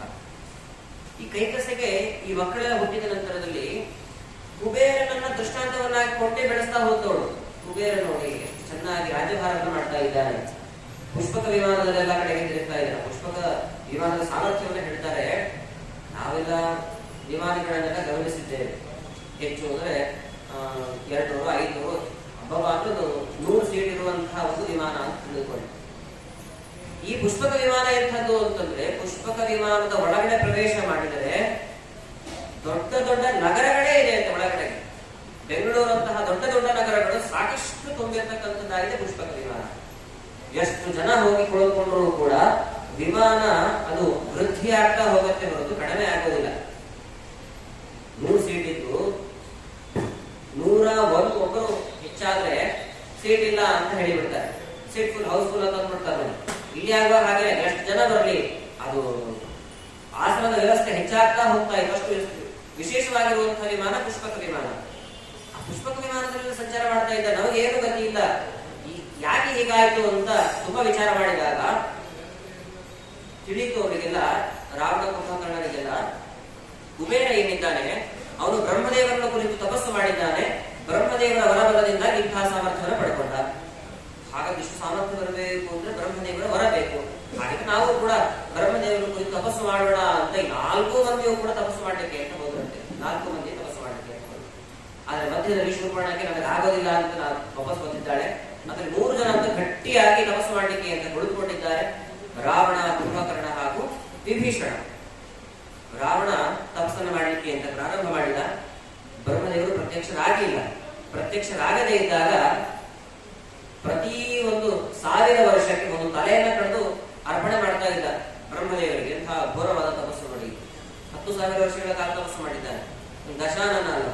ಹಾಗಾಗಿ 1,000 ವರ್ಷ ಆದ ನಂತರದಲ್ಲಿ ಒಂದು ತಲೆಯನ್ನ ಕಳೆದು ಬ್ರಹ್ಮಣೆ ಸ್ವಾಹ, ಬ್ರಹ್ಮನಿಗೆ ಅರ್ಪಣೆ. 2,000 ವರ್ಷಗಳು ಮುಗಿತು, 2ನೇ ತಲೆ. ಹೀಗೆ 9,000 ವರ್ಷಗಳು ಕಳೆದ ನಂತರ 9ನೇ ತಲೆಯಲ್ಲೂ ಕೂಡ ಕಳೆದು ಹಾಕಿದ್ದಾರೆ, ಅರ್ಪಣೆ ಮಾಡಿದ ಬ್ರಹ್ಮದೇವರು. ಪ್ರತ್ಯಕ್ಷರಾಗಲಿಲ್ಲ. ಕೊನೆ 1,000 ವರ್ಷ ಇರೋದು ಕೊನೆ 1ನೇ ತಲೆ, ಅದೂ ಕೂಡ ಮುಗಿದು ಬ್ರಹ್ಮದೇವರು ಪ್ರತ್ಯಕ್ಷರಾಗದೇ ಇದ್ದಾಗ ಕೊನೆ 1 ತಲೆಯನ್ನು ಕೂಡ ಕೆಳೆದು ಬ್ರಹ್ಮದೇವರಿಗೆ ಅರ್ಪಣೆ ಮಾಡಲಿಕ್ಕೆ ಅಂತ ಹೋದಾಗ ಬ್ರಹ್ಮದೇವರು ಪ್ರಕಟಗೊಂಡಿದ್ದಾರೆ. ಪ್ರತ್ಯಕ್ಷರಾದ ಬ್ರಹ್ಮದೇವರಿಗೆ ಚೆನ್ನಾಗಿ ಪ್ರಾರ್ಥನೆ ಮಾಡಿಕೊಳ್ತಾನೆ. ಮೊದಲು ಕೇಳಿದ್ದೇನು ಅಂತ, ನನಗೆ ಸಾವು ಬರಬಾರದು ಅಂತ. ಎಲ್ಲ ರಾಕ್ಷಸರು ಕೇಳೋದು ಇದೆ, ಸಾವು ಬರಬಾರದು. ಸಾವು ಬರಬಾರದು ಅಂದ್ರೆ ಇಂಥ ವರವನ್ನು ಕೊಡುವಂತಹ ಕ್ರಮ ನಮ್ಮಲ್ಲಿ ಇಲ್ಲ. ಯಾರೂ ಕೂಡ ಇಂತಹ ಒಂದು ವರ ಕೊಡ್ಲಿಕ್ಕೆ ಆಗೋದಿಲ್ಲ. ಸ್ವತಃ ನನಗೇನೆ ಸಾವಿದೆ. ಸಂಹಾರ ಪರಮಾತ್ಮ ಬ್ರಹ್ಮಾದಿ ದೇವತೆಗಳನ್ನು ಕೂಡ ಸಂಹಾರ ಮಾಡ್ತಾನೆ. ಸಂಹಾರ ಅಂತಂದ್ರೆ ತನ್ನ ಹೊಟ್ಟೆ ಒಳಗೆ ಹಾಕಿಕೊಳ್ತಾನೆ. ಹಾಗಾಗಿ ನಾನು ನಿಮಗೆ ಸಾವು ಬರಬಾರದು ಅಂತ ವರ ಕೊಡ್ಲಿಕ್ಕಾಗತ್ತೆ. ಹಾಗಾಗಿ ಸಾವು ಬರಬಾರದು ಅನ್ನುವಂತಹ ವರ ಕೊಡ್ಲಿಕ್ಕೆ ಆಗೋದಿಲ್ಲ. ಹಾಗಾದ್ರೆ ಮತ್ತೇನ್ ಕೇಳಬಹುದು? ಸಾವು ಬರದೇ ಇರೋ ಹಾಗೆ ಬೇರೆ ರೀತಿಯ ವರ ಕೇಳಲಿಕ್ಕೆ ಅವಕಾಶ ಇದೆ ಅಂತಂದ್ರೆ ಹಾಗೆ ಆಗಲಿ ಅಂತ ಅನೇಕ ವರಗಳನ್ನ ಕೇಳ್ತಾ ಹೋಗ್ತಾನೆ. ಬ್ರಹ್ಮದೇವರಿಂದ ಸೃಷ್ಟಿಯಾಗಿರ್ತಕ್ಕಂತಹ ಯಾವ ಪ್ರಾಣಿ ಪಕ್ಷಿಗಳಿಂದ ಸಾವು ಬರಬಾರದು, ಮನುಷ್ಯರು ಅನ್ನುವಂತಹ ಒಂದು ಅಂಶವನ್ನ ಬಿಟ್ಟು ಬೇರೆ ಎಲ್ಲವನ್ನ ಕೇಳಿದ. ಹಾಗೆ ಆಗಿ ತಥಾಸ್ತು ವರ ಕೊಟ್ಟು. ಇತ್ತ ಕಡೆಗೆ ಕುಂಭಕರ್ಣ ತಪಸ್ಸು ಮಾಡಿದ್ದ, ಅವನು ಕೂಡ ಪ್ರತ್ಯಕ್ಷರಾಗ್ತಾರೆ ಬ್ರಹ್ಮದೇವರು. ಅವನು ಕೇಳಲಿಕ್ಕೆ ಹೊರಟದ್ದೇನು ಅಂದ್ರೆ, ನಮಗೆ ಯಾವಾಗಲೂ ರಾಕ್ಷಸರಿಗೆ ಯಾವಾಗಲೂ ತೊಂದರೆ ಕೊಡೋದು ಯಾರು? ದೇವತೆಗಳೇನೆ. ಆ ದೇವತೆಗಳೇ ಇಲ್ಲೇ ಇರೋ ಹಾಗೆ ಮಾಡಿಬಿಡೋಣ ಅಂತ ಹೊರಟಿತ್ತು. ಇವನು ಎಂತ ಘೋರವಾದ ತಪಸ್ಸು ನೋಡಿ. ನಿರ್ದೇವತ್ವಂ ಅಸ್ತು ಅಂತ ಕೇಳಲಿಕ್ಕೆ ಹೊರಟದ್ದೀವಿ. ದೇವತಾ ಗಣಗಳೇ ಇರಬಾರದು ಅಂತ ಸರಸ್ವತಿ ದೇವಿ ನಾಲಿಗೆಯನ್ನು ಸ್ವಲ್ಪ ಹೊರಡಿಸಿ ವರವನ್ನ ಕಿಳಹ ಮಾಡಿಬಿಟ್ಟು ನಿದ್ರಾವತ್ವಂ ಅಸ್ತು ಅಂತ ಕೇಳಿಬಿಟ್ಟಾರ. ಚಿರಕಾಲಗಳು ಕೂಡ ದೀರ್ಘವಾಗಿ ನಿದ್ದೆ ಬರೋ ಹಾಗೆ ಅನುಗ್ರಹವನ್ನು ಮಾಡಿ. ಹಾಗೆ ಆಗಲಿ ಸ್ವತಃ ದೇವರ ಕೊಟ್ಟು ಇದನ್ನು ಮಾತ್ರ ನಾಲಿಗೆ ಕಟ್ಕೊಂಡು ಆಮೇಲೆ ಏನು ಹೇಳಬೇಕಿತ್ತು, ಇನ್ನೇನು ಕೇಳ್ಬಿಟ್ಟೆ. ಈಗ ಸತ್ಯ ಹಾಗೆ ಆಗ್ತದೆ. ಏನೋ ಮಾತಾಡ್ಲಿಕ್ಕೆ ಹೋಗಿರ್ತೀವಿ, ಇನ್ನೇನು ಮಾತಾಡ್ಬಿಟ್ಟಿರ್ತೀವಿ, ಆಗತ್ತೆ. ಇವರು ಹಾಗೆ ನಿದ್ರಾವತ್ವಮಸ್ತು ಅಂತ ವರವನ್ನು ಪಡೆದುಕೊಂಡು ಹೊರತಕ್ಕಂಥವರಾದ ವಿಭೀಷಣ ಮಾತ್ರ ಪರಮಾತ್ಮನನ್ನು ಉದ್ದೇಶಿಸಿ ಬ್ರಹ್ಮದೇವರು ಉದ್ದೇಶಿಸಿ ತಪಸ್ಸನ್ನು ಮಾಡಿದ್ದಾನೆ. ಬ್ರಹ್ಮದೇವರು ಪ್ರತ್ಯಕ್ಷರಾದಾಗ ಏನು ಬರಬೇಕು ಅಂತ ಕೇಳಿದಾಗ ದೇವರ ಅನುಗ್ರಹ ಮಾತ್ರ ಬೇಕು ನನಗೆ ಅಂತ ಅಪೇಕ್ಷೆ ಪಟ್ಟ. ದೇವರ ಅನುಗ್ರಹ ಮಾತ್ರ ಬೇಕು ಅಂತ ನೋಡಿ. ಅವರಿಬ್ರು ಏನನ್ನ ಅಪೇಕ್ಷೆ ಪಟ್ಟು ತಪಸ್ಸನ್ನ ಮಾಡಿದ್ರು ಅದು ಅವರಿಗೆ ಅಪೇಕ್ಷೆ ಪಟ್ಟರು ಕೂಡ ಸಿಗಲಿಲ್ಲ. ಇವನು ಏನನ್ನು ಅಪೇಕ್ಷೆ ಪಡಲಿಲ್ಲ, ಆದ್ರೆ ಅವರಿಬ್ಬರಿಗೆ ಮಹತ್ತರವಾಗಿ ಏನ್ ಬೇಕಿತ್ತು ಅದನ್ನು ಇವನು ಪಡ್ಕೊಂಡ. ಸಪ್ತ ಚಿರಜೀವಿಗಳಲ್ಲಿ ವಿಭೀಷಣನ ಹೆಸರಿದೆ. ಅಶ್ವತ್ಥಾಮೋಗ ನಿರ್ವ್ಯಾಸಃ ಅನುಮಾನಶ್ಚ ವಿಭೀಷಣ, ವಿಭೀಷಣನ ಹೆಸರಿದೆ ನೋಡಿ. ಅವರು ದೀರ್ಘಕಾಲದವರೆಗೂ ಬದುಕಬೇಕು ಅಂತ ಕೇಳಿದವರಿಗೆ ಸಿಗಲಿಲ್ಲ ಅವರ. ಯಾವುದು ಬೇಡ, ದೇವರ ಅನುಗ್ರಹ ಇರಲಿ ಅಂತ ಕೇಳಿದಾಗ ಎಲ್ಲವನ್ನು ಕೂಡ ಪಟ್ಟಕ್ಕಂಥವರಾದ ದೇವರ ಬಳಿ, ದೇವತೆಗಳ ಬಳಿ ನಾವು ಏನ್ ಕೇಳಬೇಕು ಅಂತ ದೇವತಾ ಅನುಗ್ರಹ ಬಿಟ್ಟು ಬೇರೆ ಏನು ಬೇಡ, ನಿಷ್ಕಾಮ ಭಕ್ತಿಯನ್ನು ಮಾಡಬೇಕು, ಇದೇ ಪ್ರಬಲ ಅಂತ ಇದರಿಂದ ತಿಳಿಯುತ್ತೆ. ನಮ್ಮ ಗುರುಗಳು ಒಂದು ಕಥೆಯನ್ನು ಹೇಳ್ತಾ ಇದ್ರು ಈ ಪ್ರಸಂಗದಲ್ಲಿ. ಏನು ಅಂತಂದ್ರೆ, ಮಹಾಭಾರತದಲ್ಲಿ ಒಮ್ಮೆ ಚರ್ಚೆ ಆಯ್ತಂತೆ. 4 ಪುರುಷಾರ್ಥಗಳು: ಧರ್ಮ, ಅರ್ಥ, ಕಾಮ ಹಾಗೂ ಮೋಕ್ಷ. ಯಾವುದು ಶ್ರೇಷ್ಠ ಹೇಳಿ ಅಂತ ಚರ್ಚೆ ಆಗಕ್ಕೆ ಶುರುವಾಯಿತು. ಯಾವುದು ಶ್ರೇಷ್ಠ ಅಂತ ಹೇಳಿ ಅದಕ್ಕೆ ಒಬ್ಬರೊಬ್ರು ಒಂದೊಂದನ್ನು ಹೇಳ್ತಾ ಹೋದ್ರು. ಧರ್ಮರಾಜನಿಗೆ ಕೇಳಿದಾಗ ಧರ್ಮರಾಜ ಅಂತಾನೆ ಪ್ರಶ್ನೆಗೆ ಅವಕಾಶವೇ ಇಲ್ಲ. ಯಾಕೆ ಅಂತಂದ್ರೆ ಇವುಗಳಲ್ಲೇ ತುಂಬಾ ಪ್ರಧಾನವಾಗಿ ಒಂದು ಧರ್ಮ. ಅವನು ಧರ್ಮರಾಜ ಅಲ್ವಾ, ಪ್ರಧಾನವಾಗಿರುವಂಥದ್ದು. ಇವೆಲ್ಲವನ್ನ ಪಡ್ಕೊಳ್ಬೇಕು ಅಂದ್ರೆ ಧರ್ಮ ಮಾರ್ಗ ತುಂಬಾ ಪ್ರಧಾನವಾಗಿರುವಂಥದ್ದು. ಹಾಗಾಗಿ ಧರ್ಮವೇ ಶ್ರೇಷ್ಠ ಅಂತ, ಧರ್ಮವೇ ಶ್ರೇಷ್ಠ. ಅದಾದ ನಂತರದಲ್ಲಿ ಅರ್ಜುನನಿಗೆ ಕೇಳಿದ್ರಂತೆ, ನಿನಗೇನು ಅನ್ಸುತ್ತೆ ಯಾವುದು ಪುರುಷಾರ್ಥಗಳಲ್ಲಿ ಶ್ರೇಷ್ಠ? ಅರ್ಜುನ ಅಂತಾನೆ ಅರ್ಥ ಶ್ರೇಷ್ಠ. ಅರ್ಥ ಅಂದ್ರೆ ಸಂಪತ್ತು. ಸಂಪತ್ತು ಇಲ್ಲದೆ ಯಾವ ಧರ್ಮಾಚರಣೆ ಮಾಡ್ಲಿಕ್ಕಾಗುತ್ತೆ? ಚುಬಿದಾನ ದುರ್ಭದಾನ ಕುತೋ ಯೋಗ ಸಮಾನಯ. ಅತ್ಯಂತ ದಾರಿದ್ರ್ಯ ಇತ್ತು ಅಂದ್ರೆ, ಹೊಟ್ಟೆ ಹಸಿರಿನಿಂದ ಕುಡಿತ ಅಂತಂದ್ರೆ, ಮನೆಗೆ ಇರುವಂತಹ ಮಕ್ಕಳಿಗೆಲ್ಲ ತುಂಬಾ ದುಃಖ ಆಗ್ತಾ ಇತ್ತು ಹಸಿರಿನಿಂದ ಅಂತಂದ್ರೆ, ದೇವರ ಮುಂದೆ ಕೂತ್ಕೊಂಡು ಆರಾಧನೆ ಮಾಡ್ಲಿಕ್ಕೆ ಹೇಗೆ ತಾನೇ ಸಾಧ್ಯವಾಗುತ್ತೆ? ಸಾಧ್ಯವಾಗೋದಿಲ್ಲ. ಅರ್ಥ ಇದ್ರೆ ಮಾತ್ರ ಧರ್ಮವನ್ನ ನಾವು ಆಚರಣೆ ಮಾಡ್ಲಿಕ್ಕಾಗತ್ತೆ. ಹಾಗಾಗಿ ಧರ್ಮದ ಮೂಲಕೂ ಅರ್ಥ. ಅದಾದ ನಂತರದಲ್ಲಿ ನಕುಲ ಸಹದೇವರಿಗೆ ಕೇಳ್ತಾರೆ, ನಿಮಗೇನು ಅನ್ಸುತ್ತೆ? ಅವರಿಬ್ರು ಅಂದದ್ದು ಮೋಕ್ಷ ಶ್ರೇಷ್ಠ ಅಂತ. ಯಾಕೆಂದ್ರೆ ನಾವೆಲ್ಲರೂ ಕೂಡ ಪ್ರಯತ್ನ ಮಾಡೋದು ಯಾವುದಕ್ಕೋಸ್ಕರವಾಗಿ? ಮೋಕ್ಷಕ್ಕೋಸ್ಕರವಾಗಿ ಅಲ್ವಾ? ಮೋಕ್ಷವೇ ಶ್ರೇಷ್ಠ ಅಂತ. ಭೀಮಸೇನ ದೇವರನ್ನು ಕೇಳೋಣ ಅಂತ ಭೀಮಸೇನ ದೇವರಿಗೆ ಕೇಳಿದ್ರೆ, ಭೀಮಸೇನ ಅಂತಾರೆ ಇದು ಯಾವುದು ಶ್ರೇಷ್ಠ ಅಲ್ಲ, ಕಾಮ ಶ್ರೇಷ್ಠ ಅಂತ ಅಂದ್ರು. ನಾವು ಯಾರು ಹಣೆಗೆ ನೋಡ್ಕೊಂಡು ಧರ್ಮ ಶ್ರೇಷ್ಠ ಅಂತ ಒಂದು ಅರ್ಥದಲ್ಲಿ ಒಪ್ಪಿಕೊಳ್ಳಬಹುದು, ಅರ್ಥ ಶ್ರೇಷ್ಠ ಅಂದ್ರೂ ಕೂಡ ಒಂದು ಅರ್ಥದಲ್ಲಿ ಒಪ್ಪಿಕೊಳ್ಳಬಹುದು, ಮೋಕ್ಷ ಶ್ರೇಷ್ಠ ಅಂದ್ರೂ ಕೂಡ ಒಪ್ಪಿಕೊಳ್ಳಬಹುದು. ಇದು ಹೇಗೆ ಕಾಮ ಶ್ರೇಷ್ಠ? ಕಾಮ ಅಂತಂದ್ರೆ ಬಯಕೆ ಅಂತ ಅರ್ಥ. ನಿಷ್ಕಾಮ ಭಕ್ತಿಯನ್ನು ಮಾಡಬೇಕು, ಇದೇ ಶ್ರೇಷ್ಠವಾಗಿರ್ತಕ್ಕಂಥದ್ದು. ಕಾಮನೆ ಇಲ್ಲದೆ ಇದ್ರೆ ಧರ್ಮವನ್ನು ಕೂಡ ಆಚರಣೆ ಮಾಡ್ಲಿಕ್ಕಾಗೋದಿಲ್ಲ, ಸಂಪಾದನೆಯೂ ಕೂಡ ಮಾಡ್ಲಿಕ್ಕಾಗೋದಿಲ್ಲ, ಮೋಕ್ಷವನ್ನು ಕೂಡ ಪಡಲಿಕ್ಕಾಗೋದಿಲ್ಲ. ಕಾಮ ತುಂಬಾ ಪ್ರಧಾನ. ಎಂಥ ಕಾಮ ಆಗಿರಬೇಕು? ನಿಷ್ಕಾಮ ಆಗಿರಬೇಕು ಅಂತ. ಹೀಗೆ ನಿಷ್ಕಾಮ ಭಕ್ತಿ ಏನಿದೆ ಇದು ತುಂಬಾ ಪ್ರಧಾನವಾಗಿರುವಂಥದ್ದು. ಅಂತಹ ಭಕ್ತಿಯನ್ನು ಪ್ರದರ್ಶನ ಮಾಡಿ ವಿಭೀಷಣ ಎಲ್ಲವನ್ನು ಕೂಡ ಪಡೆದುಕೊಂಡ. ಹೀಗೆ ಎಲ್ಲ ಕಥೆಯನ್ನು ದಾಖಲೆ ಮಾಡ್ತಾರೆ. ಇಷ್ಟು ಒಂದು ಕಡೆಗೆ ಪ್ರಸಂಗ. ಅದಾದ ನಂತರದಲ್ಲಿ ವರವನ್ನು ಪಡೆದುಕೊಂಡದ್ದೇ ತಡ ರಾವಣ ನೇರವಾಗಿ ಕುಬೇರನಿಗೆ ಆಕ್ರಮಣವನ್ನು ಮಾಡ್ತಾರೆ. ಕುಬೇರ ಇದ್ದಂತಹ ಜಾಗಕ್ಕೆ ಆಕ್ರಮಣವನ್ನು ಮಾಡಿ ಕುಬೇರನನ್ನು ಹೊಡೆದೋಡಿಸಿ ಆ ಪುಷ್ಪಕ ವಿಮಾನವನ್ನ ತನ್ನ ಒಳಗೆ ಇಟ್ಕೊಳ್ತಾನೆ. ಪುಷ್ಪಕ ವಿಮಾನವನ್ನ ಹನುಮಂತ ದೇವರು ಲಂಕಾಪಟ್ಟಣಕ್ಕೆ ಹೋದಾಗ ಗಮನಿಸಿದ್ರು. ಅದಾದ ನಂತರದಲ್ಲಿ ರಾವಣನ ಸಂಹಾರ ಮಾಡಿದ ನಂತರದಲ್ಲಿ ಎಲ್ಲ ಕವಿಗಳ ಜೊತೆಗೆ ಪುಷ್ಪಕ ವಿಮಾನದ ಒಳಗಡೆನೆ ಹತ್ತುಕೊಂಡು ಅಯೋಧ್ಯ ಪಟ್ಟಣಕ್ಕೆ ಬಂದ. ಈ ಎಲ್ಲ ವಿಷಯವನ್ನ ಕೇಳ್ತೇವೆ. ಪುಷ್ಪಕ ವಿಮಾನ ವಸ್ತುತಃ ಕುಬೇರನಿಗೆ ಸಂಬಂಧಪಟ್ಟದ್ದು. ರಾವಣ ಹೇಗೆ ಕದ್ದು ತನ್ನ ಒಳಗೆ ಇಟ್ಕೊಂಡಿದ್ದ ಅನ್ನುವಂತಹ ಅಂಶವನ್ನು ನಾವು ಗಮನಿಸಬೇಕು. ಎಲ್ಲಾ ಕಡೆಗೆ ತನ್ನ ಶಕ್ತಿಯನ್ನು ಪ್ರದರ್ಶನ ಮಾಡ್ತಾ ಹೋಗ್ತಾನೆ. ಎಲ್ಲಾ ಕಡೆಗೆ ಕೆಲವು ಕಡೆಗೆ ಸೋತಿದ್ದಾನೆ. ರಾವಣ ಸೋತಿದ್ದಾನೆ. ಎಲ್ಲಿ ಅಂತಂದ್ರೆ ತನ್ನ ಶಕ್ತಿ ಪ್ರದರ್ಶನ ಮಾಡಬೇಕು ಅಂತ ರುದ್ರದೇವರ ಕೈಲಾಸ ಪರ್ವತ ಏನಿದೆ ಆ ಕೈಲಾಸ ಪರ್ವತವನ್ನೇ ಕಿತ್ತು ಹಾಕಿ ಬಿಡೋಣ ಅಂತಂದು ಆ ಕೈಲಾಸ ಪರ್ವತದ ಬುಡಕ್ಕೆ ಕೈ ಹಾಕಿದ್ದಂತೆ. ಬುಡಕ್ಕೆ ಕೈ ಹಾಕಿದ್ದ.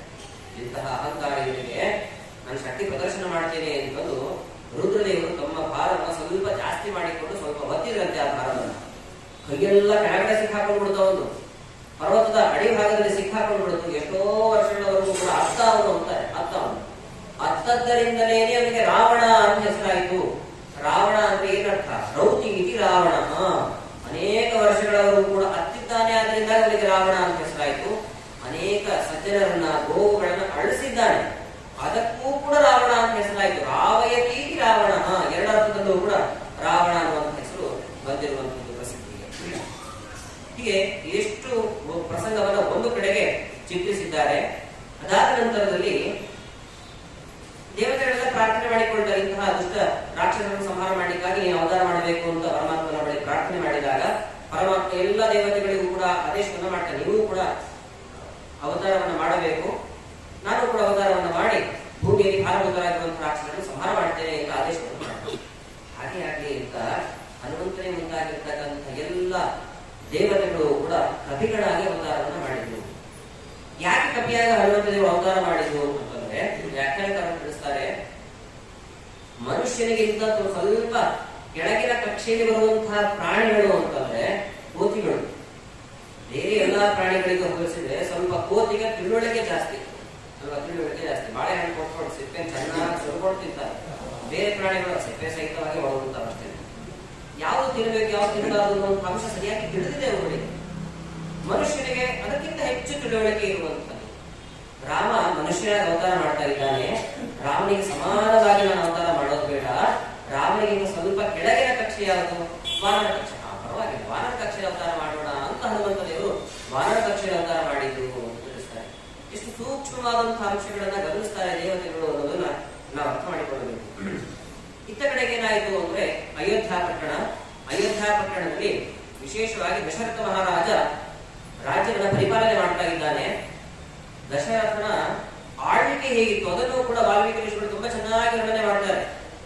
ತುಂಬಾ ವಿಸ್ತಾರವಾಗಿರ್ತಕ್ಕಂಥ ಮಾರ್ಗಗಳು, ಈಗ ಗೌರ್ಮೆಂಟ್ ಎಲ್ಲ ರೂಲ್ಸ್ ಮಾಡಿದ ನೋಡಿ, ರೋಡ್ಗಳೆಲ್ಲ ಎಷ್ಟು ಅಗಲ ಇರಬೇಕು, ಇವುಗಳೆಲ್ಲ ನಿಯಮ ಇದೆ. ಆಗಿನ ಕಾಲದಲ್ಲಿ ದಶರಥ ರಾಜ್ಯಭಾರವನ್ನು ಮಾಡ್ತಾ ಇದ್ದಂತಹ ಸಮಯದಲ್ಲಿ ಹೇಗಿತ್ತು ಅದರಲ್ಲಿ ಲೆಕ್ಕವನ್ನು ಕೊಡ್ತಾರೆ. 10 ಯೋಜನೆ ವಿಸ್ತಾರವಾಗಿರ್ತಕ್ಕಂತಹ ಮಾರ್ಗಗಳು, ಉದ್ದನೆಯ ಮಾರ್ಗಗಳು, 3 ಯೋಜನ ಅಗಲ ಇತ್ತಂತೆ ನೋಡಿ. 3 ಯೋಜನ ಅಗಲ. ಯೋಜನಾ ಅಂದ್ರೆ ನಮ್ಗೆ ಅರ್ಥನೇ ಆಗೋದಿಲ್ಲ. 1 ಯೋಜನಾ ಅಂತ ನಾವು ಗೂಗಲ್ ಮಾಡಬೇಕು. ಅಂದ್ರೆ 1 ಯೋಜನಾ ಅಂತಂದ್ರೆ ಪ್ರಾಯಶಃ 12 ಕಿಲೋಮೀಟರ್ ಅಂತ ಹೇಳುತ್ತೆ ಗೂಗಲ್. ಇವಾಗ ನೀವು ಗೂಗಲ್ ಮಾಡ್ಕೊಳ್ಬಹುದು ಪುರಾಣದಲ್ಲಿ. 1 ಯೋಜನಾ ಅಂದ್ರೆ ಇಸ್ ಈಕ್ವಲ್ ಟು 12 ಕಿಲೋಮೀಟರ್ಸ್ ಅಂತ ದಾಖಲೆ ಮಾಡ್ತಾರೆ. 3 ಯೋಜನೆ ವಿಸ್ತಾರ ಅಂತಂದ್ರೆ 36 ಕಿಲೋಮೀಟರ್ ಆಗಲ್ಲ. ಎಷ್ಟು ವಿಸ್ತಾರ ನೋಡಿ, ಆರಾಮಾಗಿ ವಾಹನಗಳ ಚಲಾವಣೆ ನಡೀತಾ ಇತ್ತು.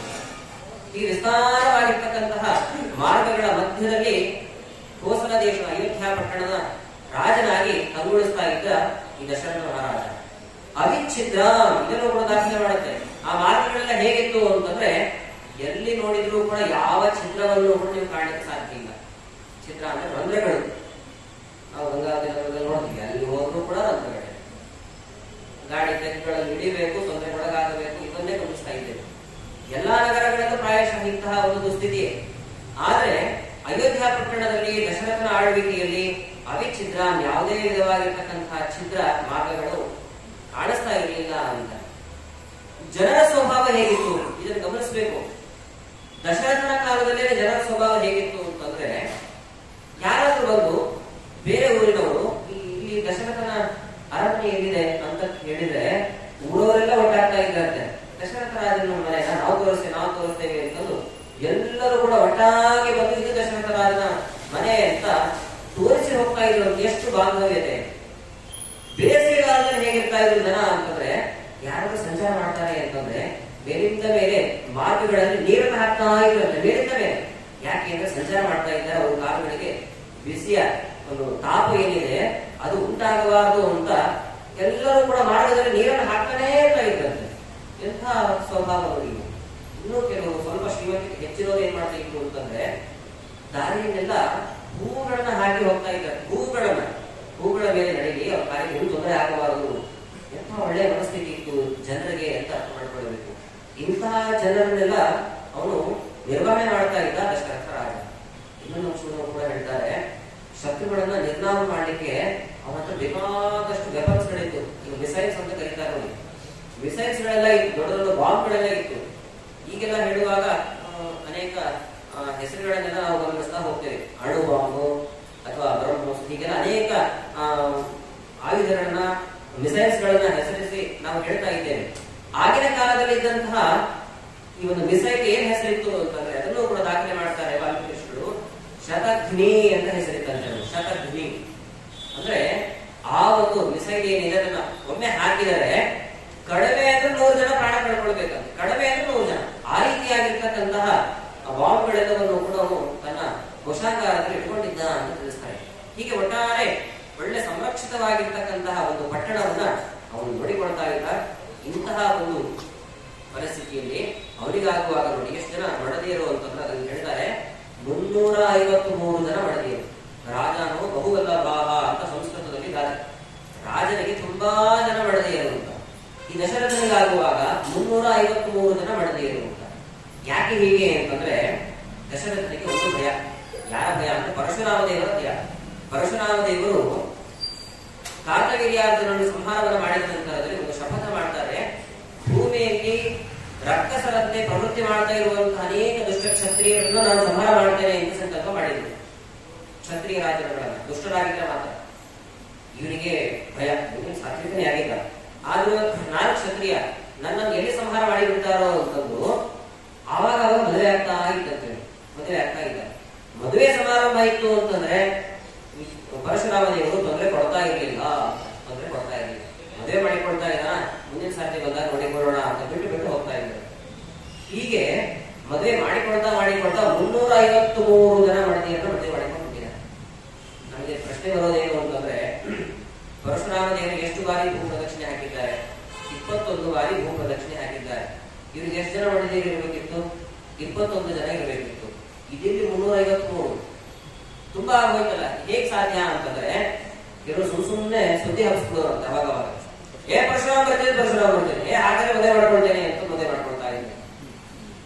ಹೀಗೆ ಕೆಲವು ಬಾರಿ ಮದುವೆ ಆಗಿದೆ. ಇನ್ ಕೆಲವು ಬಾರಿ ಬ್ರಾಹ್ಮಣರಿಗೆ ಮನೆಯಲ್ಲಿ ಊಟ ಮಾಡಿ ಬೇಜಾರು, ಎಷ್ಟೋ ಮನೆಯಲ್ಲಿ ಊಟ ಮಾಡೋದು, ಸ್ವಲ್ಪ ವಿಶೇಷವಾದಂತಹ ಸಂಭ್ರಮದ ಊಟ ಮಾಡೋಣ, ಅದಕ್ಕೆ ಸಾಧ್ಯ ಸುಮ್ಮನೆ ಸುದ್ದಿ ಹಾಕ್ಸೋಣ, ಪರಶುರಾಮ ದೇವರು ಹಾಗಾದ್ರೆ ಮದುವೆ ಒಳ್ಳೆ ವಿಶೇಷವಾದಂತಹ ಊಟದ ವ್ಯವಸ್ಥೆ, ಯಾವ್ದಾದ್ರು ಒಳ್ಳೆ ಊಟ ಮಾಡ್ತಾ ಇದ್ದಾರೆ. ಹೀಗೆ ಅನೇಕ ಬಾರಿ ಮದುವೆ ಮಾಡಿಕೊಂಡು 353 ಜನರನ್ನ ಮಡದಿಯರನ್ನಾಗಿ ಮಾಡಿಕೊಂಡಿದ್ದಾನೆ. ಅದರಲ್ಲಿ ಪ್ರಧಾನವಾಗಿರುವವರು ನಿಮಗೆಲ್ಲ ಹೇಳಿದಂತೆ ಕೌಸಲ್ಯ, ಸುಮಿತ್ರ ಹಾಗೂ ಕೈಕೇಯಿ ಅಂತ ಪ್ರಬಲವಾಗಿರ್ತಕ್ಕಂಥ ಗಟ್ಟಿಗರಾಗಿರ್ತಕ್ಕಂಥ ಇವರು ತುಂಬಾ ಇಷ್ಟ ರಾಜನಿಗೆ.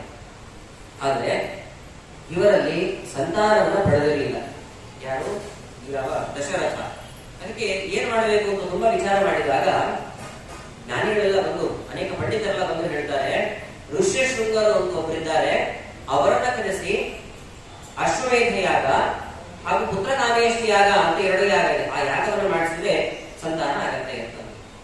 ಹಾಗೆಯಾಗಿ ಅವರು ಎಲ್ಲಿರ್ತಾರೆ ಅಂತ ತುಂಬಾ ವಿಚಾರ ಮಾಡಿ ಅನೇಕ ಜನರನ್ನ ಕಳಿಸಿಕೊಡ್ತಾನೆ ಋಷ್ಯಶೃಂಗ. ಸ್ತ್ರೀಯರನ್ನ ಕಳಿಸಿಕೊಡ್ತಾನೆ ಅಂತ ವಾಲ್ಮೀಕಿ ಋಷಿ ದಾಖಲೆ ಮಾಡ್ತಾರೆ. ಈ ಋಷ್ಯಶೃಂಗನ ಚರಿತ್ರೆ ತುಂಬಾ ವಿಚಿತ್ರವಾಗಿರ್ತಕ್ಕಂಥದ್ದು. ಈ ವಿಭಾಂಡಕ ಋಷಿಯ ಮಕ್ಕಳು ಋಷ್ಯಶೃಂಗರು ಅಂತ. ಈ ವಿಭಾಂಡಕ ಋಷಿ ಏನ್ ಮಾಡಿದ್ರು ಅಂತಂದ್ರೆ, ತಮ್ಮ ಮಗನನ್ನ ಬೆಳೆಸುವಾಗ ಆರಂಭದಿಂದಲೇನೆ ಒಂದು ಸಂಕಲ್ಪ ಮಾಡಿಬಿಟ್ಟಿದ್ರಂತೆ, ನನ್ನ ಮಗ ಬ್ರಹ್ಮಚಾರಿಯಾಗೇ ಇರಬೇಕು, ಕೊನೆವರೆಗೂ ಕೂಡ ಬ್ರಹ್ಮಚಾರಿಯಾಗಿ ಇರಬೇಕು ಅಂತಂದ್ರೆ ಅವರಿಗೆ ಸ್ತ್ರೀ ಎನ್ನುವಂತ ಒಂದು ಜಾತಿ ಇದೆ ಅಂತಾನೆ ಗೊತ್ತಾಗಬಾರ್ದು, ಹಾಗೆ ಸಂರಕ್ಷಣೆಯನ್ನು ಮಾಡಿ ಬೆಳೆಸಿದ್ದಾರೆ.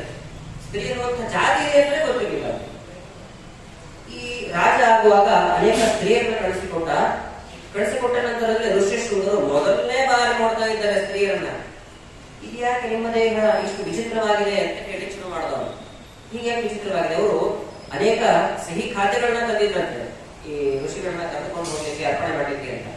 ಈ ಲಡ್ಡು ಮುಂತಾದಂತಹ ಸಿಹಿ ಖಾದ್ಯಗಳನ್ನು ತಂದಿದ್ರು. ಆ ಸಿಹಿ ಖಾದ್ಯಗಳನ್ನು ತಿಂತ ಇದೆಂತಹ ಹಣ್ಣು, ಇದು ಹಣ್ಣು ತಂದ್ಕೊಂಡ್ಬಿಟ್ಟಾರು ಋಷಿಶೃಂಗ. ಇದೆಂತಹ ವಿಚಿತ್ರವಾಗಿರ್ತಕ್ಕಂಥ ಹಣ್ಣು, ಇಂಥ ಹಣ್ಣು ನಾನು ತಿಂದೇ ಇಲ್ಲ ಅಂತ. ಅಂತಂದ್ರೆ ಎಷ್ಟು ಋಷಿಶೃಂಗರನ್ನ ಸಂರಕ್ಷಣೆ ಮಾಡಿದ್ರು ಅಂತ ಅರ್ಥ ಮಾಡ್ಕೊಳ್ಬೇಕು. ವಿಭಾಂಡಕ ಋಷಿ ಇಲ್ಲದೇ ಇದ್ದಂತಹ ಸಮಯದಲ್ಲಿ ಬಂದಿದ್ದಾರೆ. ನಾವು ಜಡೆಯನ್ನ ಹೀಗೆ ಬಿಟ್ಟಿದ್ದೀವಿ, ನೀವ್ಯಾಕೆ ಹಿಂಗ್ ಜಡೆ ಬಿಟ್ಟಿದ್ದೀರಿ, ನೀವು ಯಾವ ವೇದಕ್ಕೆ ಸಂಬಂಧಪಟ್ಟಿರೋರು, ಯಾವ ಶಾಖೆಗೆ ಸಂಬಂಧಪಟ್ಟಿರೋರು, ಹಿಂಗೆಲ್ಲ ಅನೇಕ ವಿಚಿತ್ರವಾಗಿರ್ತಕ್ಕಂಥ ಪ್ರಶ್ನೆಗಳನ್ನ ಕೇಳ್ತಾ ಹೋಗ್ತಾರೆ. ನಮ್ಮ ವಸ್ತ್ರ ಹೀಗಿದೆ, ನಿಮ್ಮ ವಸ್ತ್ರ ಹಿಂಗ್ಯಾಕಿದೆ, ಹೀಗೆಲ್ಲ ಅನೇಕ ಪ್ರಶ್ನೆಗಳನ್ನ ಮಾಡಿದ ನಂತರದಲ್ಲಿ ಅವೆಲ್ಲದಕ್ಕೂ ಕೂಡ ಉತ್ತರವನ್ನು ನಾವು ಆಮೇಲೆ ನೋಡೋಣ. ಸದ್ಯದಲ್ಲೇ ನೀವು ಬರಬೇಕಾಗಿದೆ, ದೊಡ್ಡ ಮಹತ್ತರವಾದ ತಾಯಿಯಾಗಬೇಕಾಗಿದೆ ಅಂತಂದು ಆ ಋಷಿಶೃಂಗರನ್ನ ಕರ್ಕೊಂಡು ಬರ್ತಾರೆ. ಯಾವಾಗ ಋಷಿಶೃಂಗ ಬರ್ತಕ್ಕಂಥವರಾಗ್ತಾನೋ, ದಾರಿಯಲ್ಲಿ ಅನೇಕ ವರ್ಷಗಳಿಂದ ಬರಗಾಲವನ್ನು ಅನುಭವಿಸ್ತಾ ಇದ್ದಂತಹ ಜನರಿಗೆಲ್ಲ ಮಳೆಗಾಲದ ಸುಗ್ಗಿಯೋ ಸುಗ್ಗಿ ಅಂತೇಳಿ, ಸುಗ್ಗಿಯೋ ಸುಗ್ಗಿ.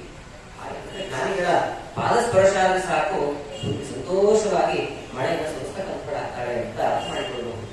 ಈ ಋಷಿಶೃಂಗರು ಬಂದ ನಂತರದಲ್ಲಿ ದಶರಥ ಮಹಾರಾಜ ವಿಶೇಷವಾಗಿ ಅವರಿಗೆ ಆಸನಾದಿಗಳನ್ನೆಲ್ಲ ಕೊಟ್ಟು ಸತ್ಕಾರವನ್ನು ಮಾಡಿದ್ದಾನೆ.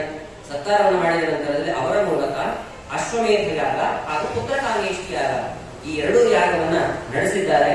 2 ಯಾಗ ನಡೆಸಿದಾಗ ಆ ಭೋಗದ ಕುಂಡದಿಂದಲೇ ಸಾಕ್ಷಾತ್ ಪರಮಾತ್ಮ ಬಂದ ಅಂತ ತಿಳಿಸ್ತಾರೆ. ಕೆಲವು ಪ್ರಾಣಿಗಳ ದಾಖಲೆ ಮಾಡುವಾಗ ಅಲ್ಲಿ ಬಂದದ್ದು ಬೇರೆ ಯಾರೋ ದೇವತೆಗಳು ಅಂತಾರೆ. ವಾಲ್ಮೀಕಿ ಕೃಷ್ಣ ಅದನ್ನ ಸ್ಪಷ್ಟವಾಗಿ ತಿಳಿಸ್ತಾರೆ. ಗಮನಿಸಿ. ತತಶ್ಚ ದ್ವಾದಶೇ ಮಾಸೆ ಚೈತ್ರೇ ನಾವಮಿಕೆ ಚಿತೌ ಇತ್ಯುಕ್ತ್ವಾ ಪಾಯಸಂ ದಿವ್ಯಂ ಹೇಮೇ ಪಾತ್ರಸ್ಥಿತಂ ಶುಭಂ ಲಕ್ಷ್ಮೀ ಹಸ್ತಸ್ಥಿತಂ ಶುಭ್ರಂ ಪಾರ್ಥಿವಾಯ ರದೌ ಹರಿಃ. ನೋಡಿ, ಲಕ್ಷ್ಮೀ ಹಸ್ತಸ್ಥಿತಂ ಶುಭ್ರಂ ಪಾರ್ಥಿವಾಯ ರದೌ ಹರಿಃ. ಸಾಕ್ಷಾತ್ ಶ್ರೀಹರಿಯೇ ಯಜ್ಞನಾಮಕನಾದಂತಹ ನಾರಾಯಣ ಏನಿದ್ದಾನೆ, ಕನ್ಯಪತಿ ಪರಶುರಾಮ, ಅವನೇನೆ ಅಲ್ಲಿ ಬರ್ತಕ್ಕಂಥವನಾಗಿ ಒಂದು ಕಲಶದಲ್ಲಿರ್ತಕ್ಕಂತಹ ಪಾಯಸವನ್ನ ರಾಜನಿಗೆ ಕೊಡ್ತಾನೆ. ಇದು ನಿನ್ನ ಮಡದಿಯಲ್ಲಿ ಕೊಡು ಅಂತ. ಹಾಗೆ ಅಂತ ದೇವರಿಗೆ ಚೆನ್ನಾಗಿ ನಮಸ್ಕಾರಾದಿಗಳನ್ನೆಲ್ಲ ಮಾಡಿ ಆ ಪಾಯಸವನ್ನ ಏನ್ ಮಾಡ್ದ ಅಂತಂದ್ರೆ 2 ವಿಭಾಗ ಮಾಡ್ತಾನೆ. ಮೊದಲು 2 ವಿಭಾಗ ಇದ್ದದ್ದು 3 ಜನ ಪಟ್ಟದ ಅರಸಿಯರು. ಆ 3 ಜನರಿಗೆ ಒಂದು ಪಾಯಸ ಅಂದ್ರೆ ಪಟ್ಟದಲ್ಲಿರ್ತಕ್ಕಂಥ ಪಾಯಸನ ಹಚ್ಚಬೇಕಿಲ್ಲ. ಅದನ್ನ ಏನ್ ಮಾಡ್ದ ಅಂತ ಮೊದಲು 2 ವಿಭಾಗವನ್ನು ಮಾಡ್ದ. 2 ವಿಭಾಗ. ಮೊದಲ ಅರ್ಧ ಏನಿದೆ ಅದನ್ನ ಕೌಸಲ್ಯಗೆ ಕೊಡ್ತಾನೆ. ಇನ್ನು ಅರ್ಧ ಭಾಗ ಏನಿದೆ ಅದನ್ನ ಮತ್ತೆ ಅರ್ಧ ಮಾಡ್ತಾನೆ ದಶರಥ ಮಹಾರಾಜ. ಆ ಆ ಎರಡನೇ ಭಾಗದಲ್ಲಿರುವಂತಹ ಅರ್ಧದ ಭಾಗ ಏನಿದೆ ಅದರಲ್ಲಿ ಅರ್ಧ ಭಾಗ ಸುಮಿತ್ರೆಗೆ ಕೊಡ್ತಾನೆ. ಇನ್ನ ಅರ್ಧ ಏನಿದೆ ಅದನ್ನ ಕೈಕೇಯಿಗೆ ಕೊಡಬೇಕಿತ್ತು. ಅವನಿಗೆ ಅನಿಸ್ತು ಕೈಕೇಯಿಗೆ ಕೊಡ್ಲಿಕ್ಕೆ ಮನಸ್ಸಿಲ್ಲ ಎಮ್ಮೆಗೆ. ಯಾಕೆಂದ್ರೆ ಕೈಕೇಯಿ ಅವಳ ವಂಶವನ್ನೆಲ್ಲ ಗಮನಿಸಿದಾಗ ಮಹಾ ದುಷ್ಟನೇ ಇರ್ತಕ್ಕಂಥ ವಂಶ. ಹಾಗಾಗಿ ಮತ್ತೆ ದುಷ್ಟರೇ ಹುಟ್ಟಾರೋ ಏನೋ, ಆದ್ರೆ ಕೊಡದೇ ಇರೋ ಹಾಗೂ ಇಲ್ಲ. ಕೊಟ್ಟೆ ಹಾಕಿ ಅದೇ ಭಾಗ ಇದೆ, ಅದ್ರಲ್ಲಿ ಮತ್ತೆ ಅರ್ಧವನ್ನ ಮಾಡಿ ಆ ಅರ್ಧ ಭಾಗವನ್ನ ಕೈಕೇಯಿಗೆ ಕೊಟ್ಟು ಇನ್ನರ್ಧ ಭಾಗವನ್ನು ಮತ್ತೆ ಸುಮಿತ್ರೆಗೆ ಕೊಡ್ತಕ್ಕಂಥನಾದ.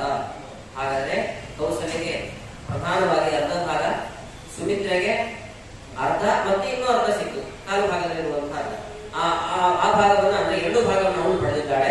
ಕೈಕೇಯಿಗಾಗುವ ಕೊನೆಯ ಭಾಗ ಸಿಗ್ತಕ್ಕಂಥದ್ದಾಯಿತು ಅಂತ. ಹಾಗಾಗಿ ಉತ್ತಮವಾಗಿರ್ತಕ್ಕಂತಹ ಸಮಯದಲ್ಲಿ ಗರ್ಭವನ್ನು ಕೂಡ ಧಾರಣೆ ಮಾಡತಕ್ಕಂಥದ್ದಾಗಿದ್ದಾರೆ 3 ಜನರು ಕೂಡ. ಪ್ರಧಾನವಾಗಿ ರಾಮದೇವರು ಉತ್ತಮವಾದ ಸಮಯದಲ್ಲಿ ಅವತಾರವನ್ನು ಮಾಡಿದ್ದಾರೆ. ಅವತಾರದ ಒಂದು ಅಂಶವನ್ನ ಚೆನ್ನಾಗಿ ತಿಳಿಸಿಕೊಡ್ತಾರೆ. ತತಶ್ಚ ದ್ವಾದಶೇ ಮಾಸೆ ಚೈತ್ರೇ ನಾಗಮಿಕೆ ತಿಥೌ ಪ್ರೋದ್ಯಮಾನೇ ಜಗನ್ನಾಥಂ ಸರ್ವಲೋಕ ನಮಸ್ಕೃತಂ ಕೌಸಲ್ಯಾ ಜನಯೇತ್ ರಾಮಂ ಸರ್ವಲಕ್ಷಣ ಸಂಯುತಂ. ಚೈತ್ರ ಮಾಸದ ಶುಕ್ಲ ಪಕ್ಷದ ನವಮಿ ತಿಥಿಯನ್ನು ಪುನರ್ವಸು ನಕ್ಷತ್ರದ ಯೋಗ ಇದ್ದಂತೆ, ಪುನರ್ವಸು ನಕ್ಷತ್ರದ ಯೋಗ ಇರುವಂತಹ ಸುಸಂದರ್ಭದಲ್ಲಿ ಪರಮಾತ್ಮ ರಾಮನಾಗಿ ಅವತಾರವನ್ನು ಮಾಡ್ತಕ್ಕಂಥದ್ದಾಗ್ತಾನೆ.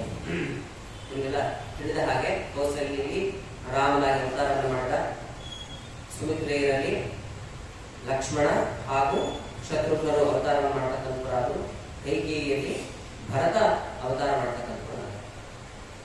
ಯಾರು ಈ ದೇವತೆಗಳು ಅಂತ ತಿಳಿಬೇಕು. ನಮಗೆಲ್ಲ ರಾಮ ಯಾರು ಲಕ್ಷ್ಮಣ ಯಾರು ಅಂತ ಗೊತ್ತಿರುತ್ತೆ. ಸಾಕ್ಷಾತ್ ನಾರಾಯಣ ರಾಮನಾಗಿ ಅವತಾರ ಮಾಡಿದ, ಲಕ್ಷ್ಮಣ ಆಗುವಾಗ ಶೇಷದೇವರಿಗೆ ಅವತಾರ ಮಾಡಿರುವಂಥದ್ದು. ಹಾಗಾದ್ರೆ ಭರತ ಅಂದ್ರೆ ಯಾರು, ಶತ್ರುಘ್ನ ಅಂದ್ರೆ ಯಾರು ಅಂತ ಪ್ರಶ್ನೆ ಬಂದಾಗ ಆಚಾರ್ಯ ಮಧ್ವರು ಮಹಾಭಾರತ ತಾತ್ಪರ್ಯದಲ್ಲಿ ಇದರ ವಿವರಣೆಯನ್ನು ಕೊಡ್ತಕ್ಕಂಥವರಾಗ್ತಾರೆ. ಪರಮಾತ್ಮನ ಕೈಯಲ್ಲಿರುವಂತಹ ಚಕ್ರ ಏನಿದೆ ಆ ಚಕ್ರದ ಅಭಿಮಾನಿ ದೇವರು ಕಾಮ ಅಂತ. ಕಾಮ ಅನ್ನುವಂಥ ದೇವತೆ, ಆ ಕಾಮ ಅನ್ನುವಂಥ ದೇವತೆ ಭರತನಾಗಿ ಅವತಾರವನ್ನು ಮಾಡ್ತಕ್ಕಂಥವರಾದಂತೆ. ಪರಮಾತ್ಮನ ಚಕ್ರದ ಅಭಿಮಾನಿ ದೇವತೆ, ಪರಮಾತ್ಮನ ಕೈಯಲ್ಲಿರುವಂತಹ ಶಂಖದ ಅಭಿಮಾನಿ ದೇವತೆ, ಆ ದೇವತೆ ಶತ್ರುಘ್ನಾಗಿ ಅವತಾರವನ್ನು ಮಾಡತಕ್ಕಂಥವರಾದ. ಹೀಗೆ ರಾಮ, ಲಕ್ಷ್ಮಣ, ಭರತ, ಶತ್ರುಘ್ನ ಅನ್ನುವಂತಹ ಹೆಸರಿನಿಂದ ಇವರು ಅವತಾರವನ್ನು ಮಾಡತಕ್ಕಂಥವರಾದರು. ಇವೆಲ್ಲವೂ ಕೂಡ ಅನ್ವರ್ಥವಾದಂತಹ ನಾಮ.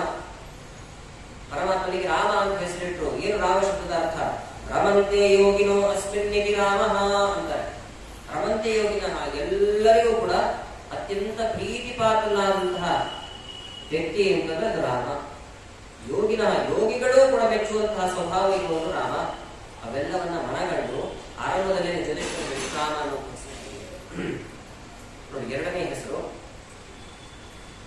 ಲಕ್ಷ್ಮಣ. ಏನ್ ಲಕ್ಷ್ಮಣ ಶಬ್ದದ ಅರ್ಥ ಏನು? ಅತ್ಯಂತ ಕಾಂತಿಮಾನ್ ಅಂತ ಅರ್ಥ. ಮುಖದಲ್ಲಿ ಒಳ್ಳೆ ತೇಜಸ್ಸು, ಒಳ್ಳೆ ಕಾಂತಿಯುಕ್ತನಾಗಿದ್ದಾಗಿ ಇವನಿಗೆ ಲಕ್ಷ್ಮಣ ಅಂತಾನೆ ಹೆಸರಿಟ್ಟರು. ಅದಾದ ಮೇಲೆ ಭರತ ಅಂತ ಹೆಸರಿಟ್ಟಿದ್ದಾರೆ. ಈ ಭರತ ಅಂದ್ರೆ ಏನರ್ಥ? ಭಾ ಅನ್ನೋ ಅಕ್ಷರ ಏನಿದೆ, ಭಾದೀಪ್ತವು ಅಂತ ಧಾತು ಇದೆ. ಭಾದೀಪ್ತವು ಅಂತ ಧಾತು ಅಂದ್ರೆ ಆಸಕ್ತಿ ಅನ್ನೋ ಅಭಿಪ್ರಾಯದಲ್ಲಿ ಇರುವಂತದ್ದು. ಜ್ಞಾನದ ಹಸಿವೆ ತುಂಬಾ ಆಗ್ತಾ ಇದ್ದಂತೆ ಇವರಿಗೆ, ಹಾಗೆ ಭರತನಿಗೆ. ಹಾಗಾಗಿ ಇವರಿಗೆ ಭರತ ಅಂತ ಹೆಸರಿಟ್ಟು. ಭರತನ ವ್ಯಕ್ತಿತ್ವ ಅಂತೂ ವಾಲ್ಮೀಕಿ ತುಂಬಾ ಚೆನ್ನಾಗಿ ತಿಳಿಸ್ಕೊಡ್ತಾ ಹೋಗ್ತಾರೆ.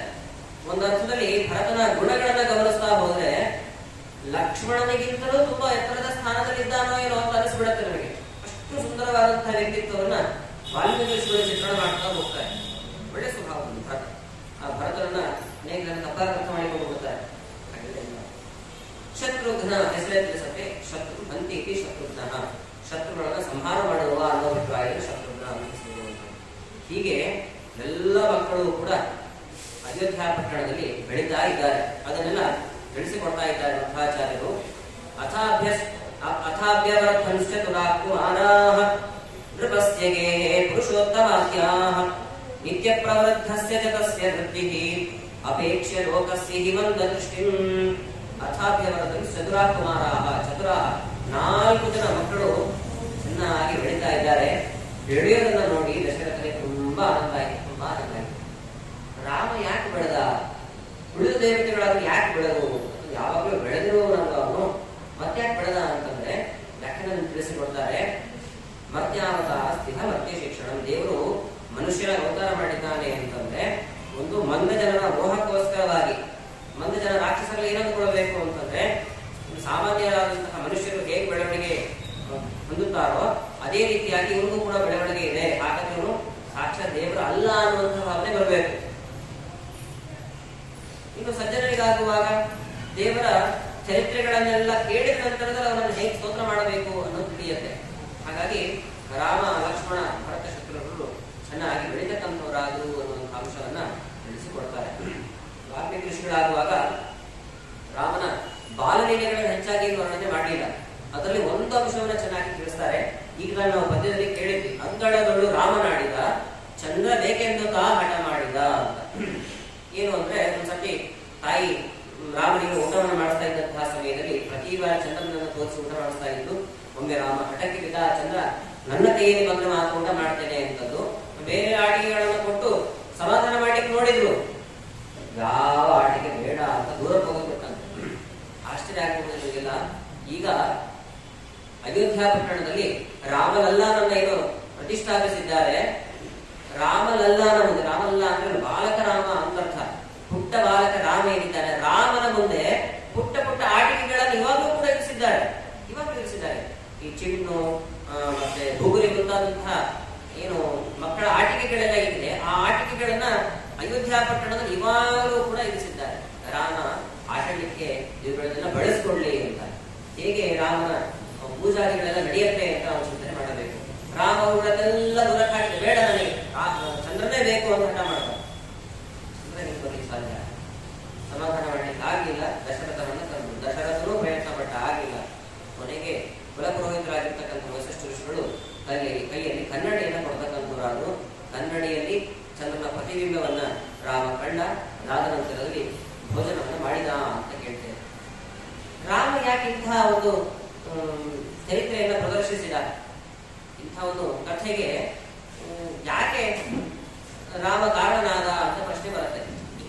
ಬೇರೆ ಬೇರೆ ಮಕ್ಕಳೆಲ್ಲ ಏನಿದ್ದಾರೆ, ನಾವುಗಳಲ್ಲಿ ಇಂತಹ ಹಠ ಮಾಡಿದ್ದೇವೆ ಅಂತ ನಮಗೂ, ಯಾಕಂದ್ರೆ ಅಜ್ಞಾನಿಗಳಾಗಿದ್ರು ಕೂಡ. ಆದ್ರೆ ರಾಮ ಯಾಕೆ ಇಂತಹ ಒಂದು ಕಥೆಯನ್ನ ಪ್ರದರ್ಶಿಸಿದ ಅಂತಂದ್ರೆ ಒಂದು ದೊಡ್ಡ ಸಂದೇಶ ಇದೆ ಅಂತ ನಾವು ಹೇಳ್ತಾ ಇದ್ರು. ದೊಡ್ಡ ಸಂದೇಶ ಇದೆ. ಚಂದ್ರ ಎಲ್ಲೋ ದೂರದಲ್ಲಿದ್ದಾನೆ, ಚಂದ್ರ ಎಲ್ಲೋ ದೂರದಲ್ಲಿದ್ದಾನೆ. ಅಂತಹ ಚಂದ್ರ ಬೇಕು ಅಂತ ನಾವು ಹಠ ಮಾಡಬೇಕು. ಹಠ ಮಾಡಿದಾಗ ವಸಿಷ್ಠ ಋಷಿಗಳು ಒಂದು ಕನ್ನಡಿಯನ್ನು ಕೊಟ್ಟಿದ್ದಾರೆ. ಕನ್ನಡಿಯಲ್ಲಿ ಚಂದ್ರನ ಹತ್ತಿರದಲ್ಲಿ ಕಾಣ್ಲಿಕ್ಕಾಗತ್ತೆ ಅಂದ್ರೆ ಇದರಿಂದ ಒಂದು ಸಂದೇಶ ಇದೆ. ರಾಮ ಹೇಗೆ ಹಠ ಮಾಡಿದ್ನೋ ದೂರದಲ್ಲಿರ್ತಕ್ಕಂತಹ ಚಂದ್ರ ಬೇಕು ಅಂತ, ಹಾಗೆ ನಾವು ಕೂಡ ಹಠ ಮಾಡಬೇಕು.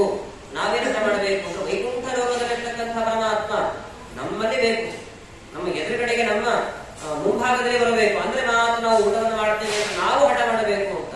ರಾಮ ಮಾಡಿದಂತೆ ಹಠವನ್ನು ನಾವು ಮಾಡಬೇಕು. ರಾಮ ನಡೆದಂತೆ ನಡೆಯಲ್ಲ, ಇಂತಹ ನಡೆಯನ್ನು ನಾವು ಕೂಡ ಪ್ರದರ್ಶನ ಮಾಡಬೇಕು.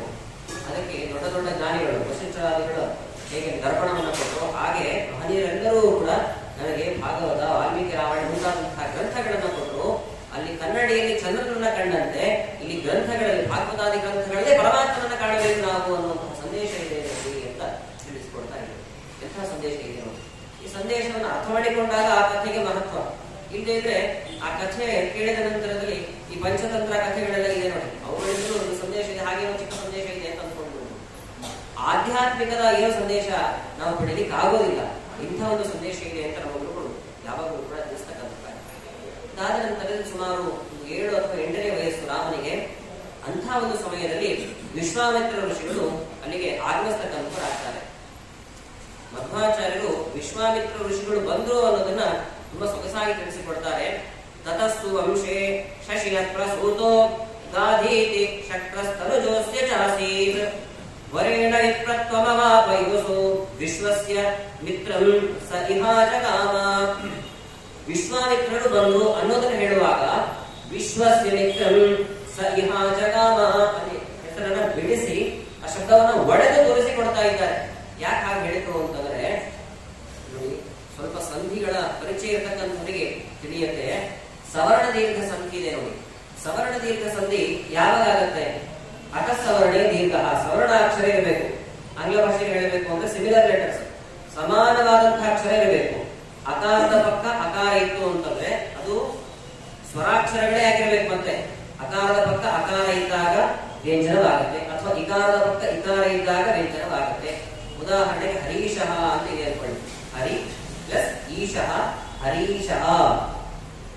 ಇಕಾರಕ್ಕೆ ಇಕಾರನೇ ಸವರ್ಣ, ಇಕಾರಕ್ಕೆ ಅಕಾರ ಆಗಲಿ ಉಕಾರ ಆಗಲಿ ಬೇರೆ ಯಾವ ಸ್ವರಾಕ್ಷರಗಳು ಕೂಡ ಸವರ್ಣಾಕ್ಷರ ಆಗುವುದಿಲ್ಲ. ಹಾಗೆ ಇಲ್ಲಿ ವಿಶ್ವಾಮಿತ್ರ ಅಂತ ದೀರ್ಘ ಆಗಿದೆ, ಸವರ್ಣ ದೀರ್ಘ ಆಗಿದೆ. ಅದನ್ನ ಪದಚ್ಛೇದ ಮಾಡಿ ಅಂತ ಯಾರಿಗಾದ್ರೂ ಕೇಳಿದ್ರೆ ಹೆಂಗ್ ಪದಚ್ಛೇದ ಮಾಡ್ತಾರೆ ಹೇಳಿ? ವಿಶ್ವ ಅಮಿತ್ರ ಅಂತ ಪದಚ್ಛೇದ ಮಾಡಿಬಿಡ್ತಾರೆ ಅಲ್ವಾ? ಸವರ್ಣಾಕ್ಷರ ಇದೆ ಅಲ್ಲಿ, ಅದಕ್ಕೆ ಎರಡು ಅಕಾರ ಅಕಾರ ಒಟ್ಟಾಗಿ ಆಕಾರ ಆಗಿದೆ, ವಿಶ್ವಾಮಿತ್ರ ಆಗಿದೆ ಅಂತ ಹೇಳಿಬಿಡ್ತಾರೆ. ಹಾಗೆಲ್ಲ ಪದಚ್ಛೇದ ಮಾಡಿಬಿಟ್ಟಿದೆ. ಮತ್ತೆ ಅಮಿತ್ರ ಅಂದ್ರೆ ಏನಂತ? ಶತ್ರು ಅಂತ ಅರ್ಥ. ವಿಶ್ವಕ್ಕೆ ಶತ್ರುಗಳಾದವು. ಎಂಥ ಅದ್ಭುತವಾಗಿರ್ತಕ್ಕಂತಹ ಗಾಯತ್ರಿ ಮಂತ್ರವನ್ನು ನಮಗಾಗಿ ಕೊಟ್ಟಿದ್ದಾರೆ ವಿಶ್ವಾಮಿತ್ರ ಋಷಿ. ಅಸ್ಯ ಶ್ರೀ ಗಾಯತ್ರಿ ಮಹಾಮಂತ್ರಸ್ಯ ವಿಶ್ವಾಮಿತ್ರ ಋಷಿಗೆ ಅಂತ ಜಪಾದಿಗಳಲ್ಲಿ ಹೇಳ್ತೇವೆ ನಾವು. ಹಾಗಾದ್ರೆ ವಿಶ್ವಸ್ಯ ಮಿತ್ರಂ ಅಂತ ಬಿಡಿಸೋ ಉದ್ದೇಶ ಇಷ್ಟೇನೆ. ವಿಶ್ವ ಅಮಿತ್ರ ಅಂತ ಅಂದುಕೊಳ್ಳಬೇಡಿ, ವಿಶ್ವ ಮಿತ್ರ ಅಂತ ಈ ರೀತಿಯಾಗಿ ವಿಭಾಗ ಮಾಡಿಕೊಳ್ಳಿ. ಅಥವಾ ವಿಶ್ವಾಮಿತ್ರ, ವಿಶ್ವಾಮಿತ್ರ.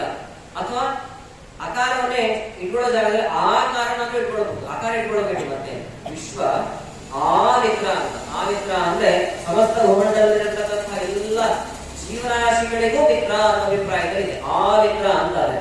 ಅಕಾರ ಮಾತ್ರ ಹಾಕಬೇಡಿ ಅಂತಂದಿಲ್ಲ. ದೀರ್ಘ ಇದ್ರೂ ಕೂಡ ಸಂಧಿ ಆಗುತ್ತೆ. ಸಂಧಿ ಹೆಂಗಾಯ್ತು ಅಂತ ನೀವು ಪ್ರಶ್ನೆ ಬರಬಹುದು. ದೀರ್ಘ ಇದ್ದಾಗೂ ಕೂಡ ಸಂಧಿ ಆಗುತ್ತೆ. ಇವಾಗ ತಾನೇ ಅದೇ ದೃಷ್ಟಾಂತದಲ್ಲಿ ಗಮನಿಸ್ತೀವಿ. ಹರೀಶಃ ಅನ್ನುವಾಗ ಹರಿ ಪ್ಲಸ್ ಈಶಃ, ಅದು ಈಶಃ ಅಲ್ಲ. ಹರಿ ಪ್ಲಸ್ ಈ ಅದು ದೀರ್ಘನೇ ಇದೆ. ದೀರ್ಘ ಇದ್ದಾಗೂ ಕೂಡ ಸಂಧಿ ಆಗತ್ತೆ. ಉದಾಹರಣೆ ಹರೀಶಃ. ಹಾಗೆ ವಿಶ್ವ ಅಥವಾ ಆಮಿತ್ರ ಅಂತ ತೆಗೆದುಕೊಳ್ಳಬಹುದು. ಇಲ್ಲಿ ಆಗುವಾಗ ಮಧ್ವಾಚಾರ್ಯ ಹೇಳ್ತಾ ಇದ್ದಾರೆ, ವಿಶ್ವಸ್ಯ ಮಿತ್ರಂ ಸ ಇಹ ಜಗಾಮ. ವಿಶ್ವಕ್ಕೆ ಮಿತ್ರರಲ್ಲಿ ಇರ್ತಕ್ಕಂತಹ ವಿಶ್ವಾಮಿತ್ರ ಋಷಿಗಳು ಅಲ್ಲಿ ಬರ್ತಕ್ಕಂಥವರಾದ್ರು ಅಂತ ತಿಳಿಸ್ತಾರೆ. ವಿಶ್ವಾಮಿತ್ರ ಋಷಿಗಳು ಬಂದಾಗ ಅದೇ ಪಾದ್ಯಾದಿಗಳನ್ನ ಕೊಡ್ತಕ್ಕಂಥವರಾಗ್ತಾನೆ. ದಶರಥ ಮಹಾರಾಜ, ನೀವು ಬಂದದ್ದು ಭಾರಿ ಸಂತೋಷ ಆಯಿತು ನನಗೆ. ನಿಮಗೆ ಏನು ಬೇಕೋ ಹೇಳಿ ಅವೆಲ್ಲವನ್ನು ಕೂಡ ನಾನು ಕೊಡ್ತಕ್ಕಂಥವರಾಗ್ತೇನೆ. ವಿಶ್ವಾಮಿತ್ರ ಋಷಿಗಳು ಮತ್ತೆ ಕೇಳಿದ್ರು, ಏನ್ ಕೇಳಿದ್ರು ಕೊಡ್ತೀಯಾ? ಹೌದು, ನಿಮ್ಗೆ ಏನ್ ಅಪೇಕ್ಷೆ ಇದೆಯೋ ನಿಮ್ಮ ಮನೋಭಿಲಾಷೆಯನ್ನು ಪೂರ್ಣ ಮಾಡಿಯೇ ತೀರ್ತೇನೆ ನಾನು ಇವತ್ತು ಅಂತ ಮಾತನ್ನು ಕೊಡ್ತಾರೆ. ಹಾಗಾದ್ರೆ ಯಜ್ಞ ಸಂರಕ್ಷಣೆಗಾಗಿ ನಿನ್ನ ಇಬ್ಬರು ಮಕ್ಕಳನ್ನ ಕಾಡಿಗೆ ಕಳಿಸ್ಕೊಡು ಅಂತ ಕೇಳಿದ್ರು. ಇವಾಗ ದುಃಖ ಹಾಕಿ ಶುರುವಾಯಿತು. ಏನ್ ಬೇಕಾದ್ರೂ ಕೇಳಿ ಅದನ್ನ ನಡೆಸ್ತೇನೆ ಅಂತ ಹೇಳಿಬಿಟ್ಟಿದ್ದೇನೆ, ಅದು ಆಗಲ್ಲ ಅಂತ ಹೇಳೋ ಹಾಗಿಲ್ಲ, ಶಾಪ ಕೊಟ್ಬಿಡ್ತಾರೆ. ಕಳಿಸ್ಲಿಕ್ಕೆ ಮನಸ್ಸಿಲ್ಲ. 7-8 ವರ್ಷದ ಪುಟ್ಟ ಬಾಲಕರು, ಅವ್ರಿಗೆ ಹೆಂಗ್ ಕಳಿಸ್ಲಿಕ್ಕೆ ಆಗತ್ತೆ? ಶಾಲೆ ದೂರ ಅದೇನಾದ್ರು ಮುನ್ನ ಹೋಗಿ ಬರ್ಲಿಕ್ಕೆ ಅನೇಕ ಹಿಂಸೆ ಪ್ರಾಣಿಗಳೆಲ್ಲ ಇರುತ್ತೆ. ಮಕ್ಕಳಿಗೆ ಏನ್ ತೊಂದರೆ ಉಂಟಾಗತ್ತೋ ಏನೋ. ಹಾಗಾಗಿ ದುಃಖ ತಪ್ತನಾದ. ಪ್ರತಿಯೊಂದು ಬಾರಿಯೂ ಕೂಡ ದುಃಖವಾದಾಗ ಆ ದುಃಖಕ್ಕೆ ಪರಿಹಾರಕ್ಕಾಗಿ ಕುಲಪುರೋಹಿತರ ಹತ್ರನೇ ಹೋಗ್ತಾ ಇದ್ರು. ಅದಕ್ಕೆ ಪುರೋಹಿತ ಅಂತ ಹೆಸರು. ಪುರ ಅಂದ್ರೆ ಪಟ್ಟಣದಲ್ಲಿರ್ತಕ್ಕಂಥವರಿಗೆಲ್ಲ ಹಿತವನ್ನು ಉಂಟು ಮಾಡುವುದು ಅಂತ. ವಸಿಷ್ಠ ಋಷಿಗಳ ಬಳಿ ಹೋಗಿ ಕೇಳ್ತಾನೆ ದಶರಥ ಮಹಾರಾಜ, ನನಗಂತೂ ಕಳಿಸ್ಲಿಕ್ಕೆ ಇಷ್ಟ ಇಲ್ಲ, ನಾನು ಕಳಿಸೋದಿಲ್ಲ ಅಂತ ಹೇಳಿಬಿಡ್ಲ ಅಂತ ಕೇಳ್ತಾನೆ ವಸಿಷ್ಠ ಋಷಿಗಳ ಬಳಿ. ವಸಿಷ್ಠ ಋಷಿಗಳು ಅಂತಾರೆ, ಬಂದವರು ವಿಶ್ವಾಮಿತ್ರ ಋಷಿಗಳು. ವಿಶ್ವಾಮಿತ್ರ ಋಷಿಗಳ ಕೋಪ ಏನು ಅಂತ ನನಗೆ ಗೊತ್ತಿಲ್ಲ, ನನಗೆ ಗೊತ್ತಿದೆ ಅಂತಂದ್ರು ಅವರು. ವಿಶ್ವಾಮಿತ್ರ ಋಷಿಗಳ ಕೋಪ ಭಯಂಕರವಾಗಿರ್ತಕ್ಕಂಥದ್ದು. ನಂದಿನಿನ ಪಡಿಬೇಕು ಅಂತದ್ದು ಘೋರವಾಗಿರ್ತಕ್ಕಂಥ ಯುದ್ಧವನ್ನೇ ಮಾಡಿದ್ದಾರೆ ವಿಶ್ವಾಮಿತ್ರ ಋಷಿಗಳು. ಅದಾದ ನಂತರ ದೊಡ್ಡ ದೊಡ್ಡ ಆಯುಧಗಳನ್ನೆಲ್ಲ ಪ್ರದರ್ಶನ ಮಾಡಿದ್ರು, ಪ್ರಯೋಗ ಮಾಡಿದ್ರು ವಸಿಷ್ಠ ಋಷಿಗಳ ಮೇಲೆ. ಪ್ರಯೋಗ ಮಾಡಿದ್ರು ಎಲ್ಲ ಆಯುಧಗಳನ್ನು ಕೂಡ. ಈಗ ಒಂದು ಬ್ರಹ್ಮದಂಡ ಇತ್ತು, ಆ ಬ್ರಹ್ಮದಂಡ ಎಲ್ಲ ಆಯುಧಗಳನ್ನ ನುಗ್ಗಿ ಹಾಕ್ತಾ ಇತ್ತಂತೆ. ನೋಡಿ ಎಂಥ ಆಯುಧ ಇದು. ಅವತ್ತೇ ಸಂಕಲ್ಪ ಮಾಡಿಬಿಟ್ಟು, ಧಿಕ್ ಬಲಂ ಕ್ಷತ್ರಿಯ ಬಲಂ ಬ್ರಹ್ಮತೇಜೋ ಬಲಂ ಬಲಂ. ಈ ಕ್ಷಾತ್ರ ತೇಜಸ್ಸೇನಿದೆ ಅದಕ್ಕೆ ಧಿಕ್ಕಾರ ಇರಲಿ. ಬ್ರಹ್ಮತೇಜೋ ಬಲಂ ಬಲಂ, ಬ್ರಹ್ಮಚರ್ಯದ ತಪೋನಿಷ್ಠೆ, ಬ್ರಾಹ್ಮಣರ ಸಿದ್ಧಿ ಏನಿದೆ ಅದೇ ಪ್ರಧಾನವಾಗಿರ್ತಕ್ಕಂಥದ್ದು ಅಂತ ಎಲ್ಲವನ್ನ ಮನೆಗೊತ್ತಿ ಬ್ರಹ್ಮದೇವರು ಉದ್ದೇಶಿಸಿ ತಪಸ್ಸನ್ನು ಮಾಡಲಿಕ್ಕೆ ಹೋದ್ರು ಅಂತ ಹೇಳ್ತೇವೆ.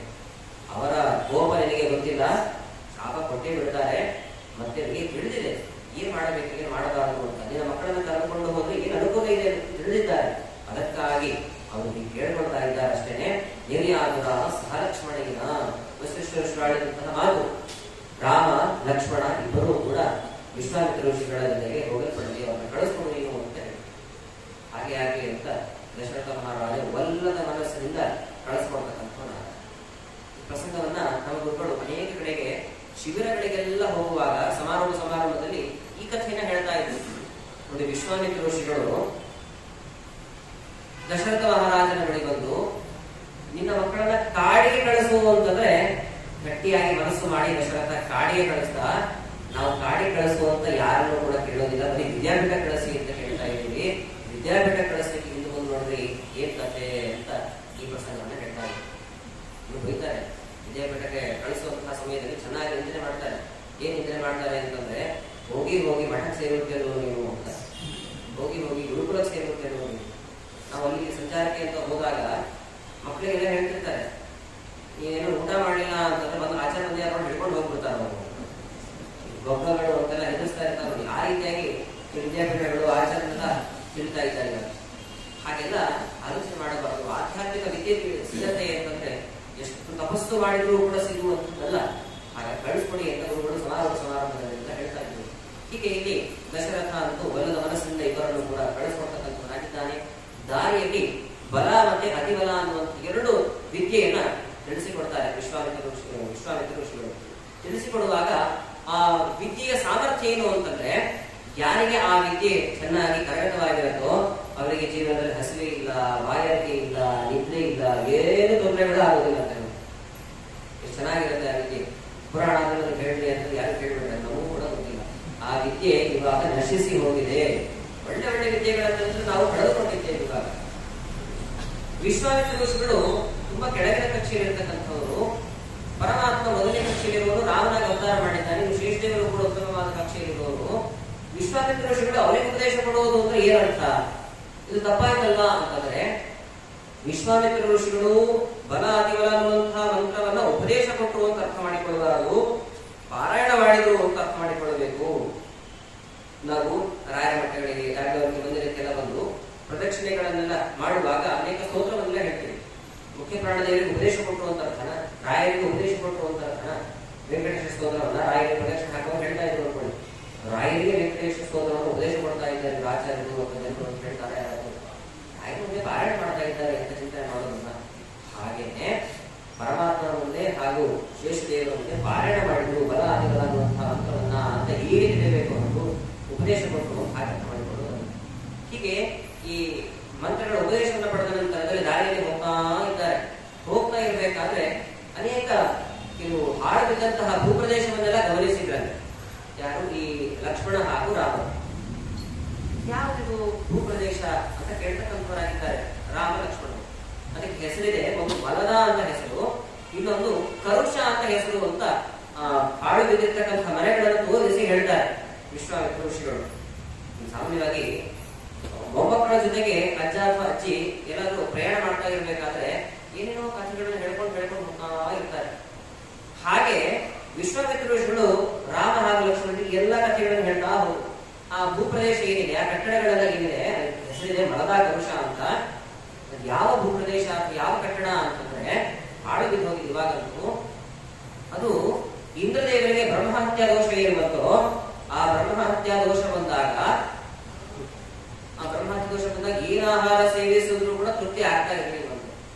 ಹಾಗಾಗಿ ಆ ಭೂಪ್ರದೇಶಕ್ಕೆ ಬಂದಾಗ ಅನೇಕ ಜ್ಞಾನಿಗಳು, ಪುರೋಹಿತರು ಎಲ್ಲರೂ ಕೂಡ ಬಂದು ಇಂದ್ರದೇವರಿಗೆ ವೇದ ಮಂತ್ರವನ್ನೆಲ್ಲ ಪಾರಾಯಣ ಮಾಡಿ ಉಪದೇಶಾದಿಗಳನ್ನೆಲ್ಲ ಕೊಟ್ಟು ದೊಡ್ಡ ದೊಡ್ಡ ದೇವತೆಗಳೆಲ್ಲ ಬಂದು ಅವನಿಗಿದ್ದಂತಹ ಬ್ರಹ್ಮಹತ್ಯಾ ದೋಷವನ್ನ ದೂರ ಮಾಡಿದ್ರು.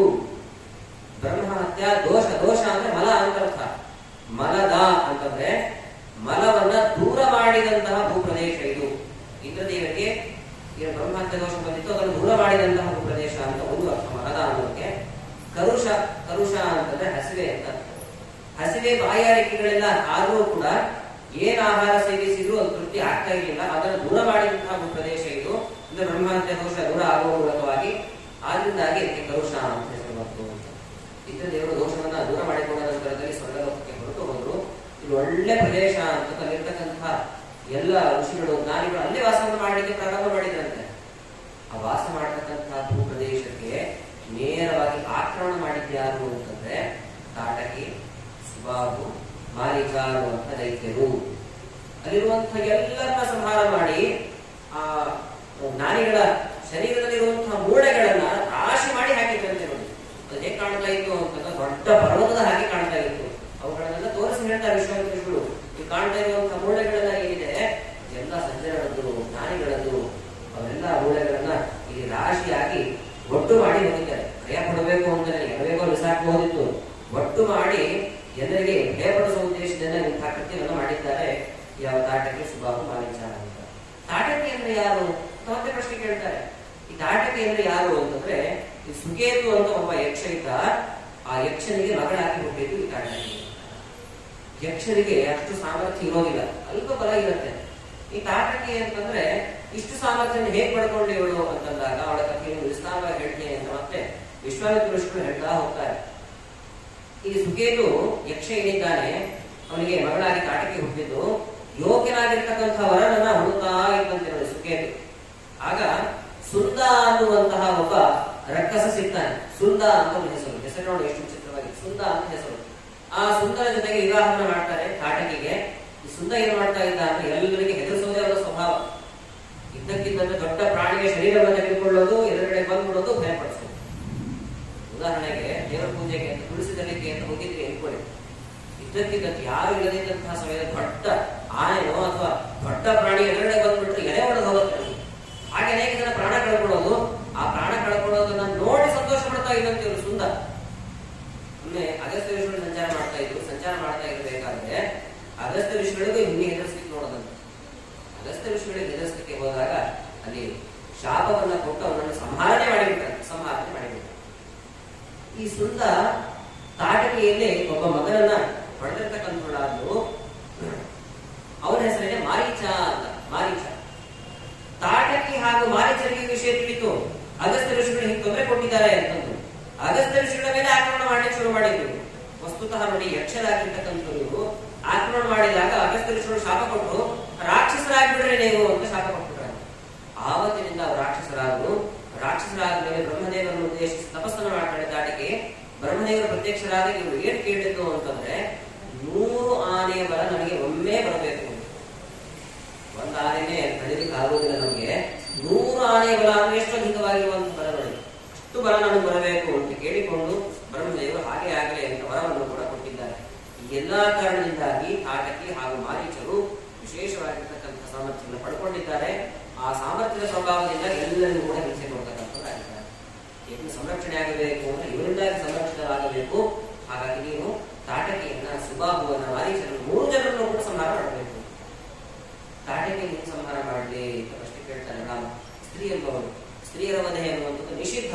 ಹಾಗಾಗಿ ಹಿಂಗೆ ಸಂಹಾರ ಮಾಡಲಿ ಅಂತ ಹೇಳಿದಾಗ ವಿಶ್ವಾಮಿತ್ರ ಋಷಿಗಳು ಅಂತಾರೆ, ಸ್ತ್ರೀ ಪುರುಷ ಅನ್ನುವಂಥದ್ದು ಸಂಬಂಧವೇ ಪಡೋದಿಲ್ಲ. ಅವರು ಮಾಡುವಂತಹ ಕೃತ್ಯಗಳೇನಿದೆ ಅದು ದುಷ್ಟವಾಗಿತ್ತು ಅಂತಂದ್ರೆ ಸ್ತ್ರೀಯರೇ ಆಗಲಿ ಪುರುಷರೇ ಆಗಲಿ ಅವರಿಗೆ ಸಂಹಾರ ಮಾಡಬೇಕು. ಲೋಕ ಕಲ್ಯಾಣಕ್ಕಾಗಿರ್ತಕ್ಕಂತಹ ಕಾರ್ಯ ಇದು ಅಂತಂದು ತಾಟಕಿಯನ್ನ ಸಂಹಾರ ಮಾಡಿಸ್ತಕ್ಕಂಥವರಾಗ್ತಾರೆ ವಿಶ್ವಾಮಿತ್ರ ಋಷಿಗಳು. ಅದಾದ ನಂತರದಲ್ಲಿ ಈ ಮಾರೀಚನನ್ನಾಗುವಾಗ ಸಂಹಾರ ಮಾಡಲಿಲ್ಲ. ಯಾಕೆಂದ್ರೆ ಅವನಿಗೆ ಬ್ರಹ್ಮದೇವರ ವರ ಇತ್ತು, ನೀನು ಆರಂಭದಲ್ಲೇನೆ ಸಂಹಾರಕ್ಕೊಳಗಾಗಬಾರದು ಅನ್ನುವಂತಹ ವರ. ಹಾಗಾಗಿ ಈ ಒಂದು ಕಾರಣದಿಂದ ರಾಮ ಕೊಲ್ಲಿಲ್ಲ ಅಂತ ಒಂದು ಅಭಿಪ್ರಾಯ. ಇನ್ನೊಂದು ಅಭಿಪ್ರಾಯ ಏನು ಅಂತಂದ್ರೆ, ಮುಂದೆ ರಾಮಾಯಣ ಸಾಗಲಿಕ್ಕಿದೆ, ಸೀತೆ ಅಪಹರಣ ಆಗಬೇಕು, ಆ ಅಪಹರಣಕ್ಕೆ ಇವನು ದಾಟನ ಆಗಬೇಕು, ಮಾಯಾ ಮೃಗದ ರೇಷನ್ ದಾಟ ಮಾಡಿ ಹೋಗಬೇಕು, ಅದಕ್ಕೆ ಕಾರಣ ಆಗಬೇಕು, ಕೊಂದುಬಿಟ್ರೆ ಹೇಗೆ. ಅದಕ್ಕೋಸ್ಕರವಾಗಿ ಅವನಿಗೆ ತನ್ನ ಸಾಮರ್ಥ್ಯವನ್ನು ಪ್ರದರ್ಶನ ಮಾಡಿದ ರಾಮ ಅಷ್ಟೇ. ದೂರದಲ್ಲಿ 100 ಯೋಜನೆ ದೂರದಲ್ಲಿ ಬಿಸಾಕಿದ. ಸುಬಾಹುವನ್ನ ಕೊಡ್ತಕ್ಕಂಥವರಾಗ್ತಾನೆ ಶ್ರೀರಾಮಚಂದ್ರ. ಹೀಗೆ ರಾಮ ಲಕ್ಷ್ಮಣರು ವಿಶ್ವಾಮಿತ್ರನ ಯಜ್ಞ ಸಂರಕ್ಷಣೆಯನ್ನು ಮಾಡ್ತಕ್ಕಂಥವರಾದ್ರು ಅನ್ನುವಂಥ ಅಂಶವನ್ನ ವಾಲ್ಮೀಕಿ ಋಷಿಗಳು ರಾಮಾಯಣದಲ್ಲಿ ದಾಖಲೆ ಮಾಡ್ತಕ್ಕಂಥವರಾಗ್ತಾರೆ. ಅದಾದ ನಂತರದಲ್ಲಿ ವಿಶ್ವಾಮಿತ್ರ ಋಷಿಗಳು ರಾಮನನ್ನ ಹಾಗೂ ಲಕ್ಷ್ಮಣರನ್ನ ಸೀತೆಯ ಸ್ವಯಂವರ ಏನು ನಡೀತಾ ಇತ್ತು ಮಿಥಿಲಾಪಟ್ಟಣಕ್ಕೆ, ಮಿಥಿಲಾಪಟ್ಟಣದಲ್ಲಿ ನಡೀತಾ ಇರುವಂತಹ ಸ್ವಯಂವರಕ್ಕೆ ಕರ್ಕೊಂಡು ಹೋಗ್ತಕ್ಕಂಥವರಾಗ್ತಾರೆ. ಮುಂದೆ ಏನಾಯ್ತು ಅನ್ನುವಂಥ ವಿಚಾರವನ್ನು ನಾವು ನಾಳೆ ದಿನ ಶ್ರವಣ ಮಾಡೋಣ ಅಂತ ಹೇಳ್ತಾ ಇವತ್ತು ಉಪನ್ಯಾಸಗಳನ್ನು ಅಂತರ್ಗತನಾದ ಕೃಷ್ಣನಿಗೆ ಅರ್ಪಣೆಯನ್ನು ಮಾಡ್ತಾ ಇದ್ದೇವೆ. ಶ್ರೀ ಕೃಷ್ಣ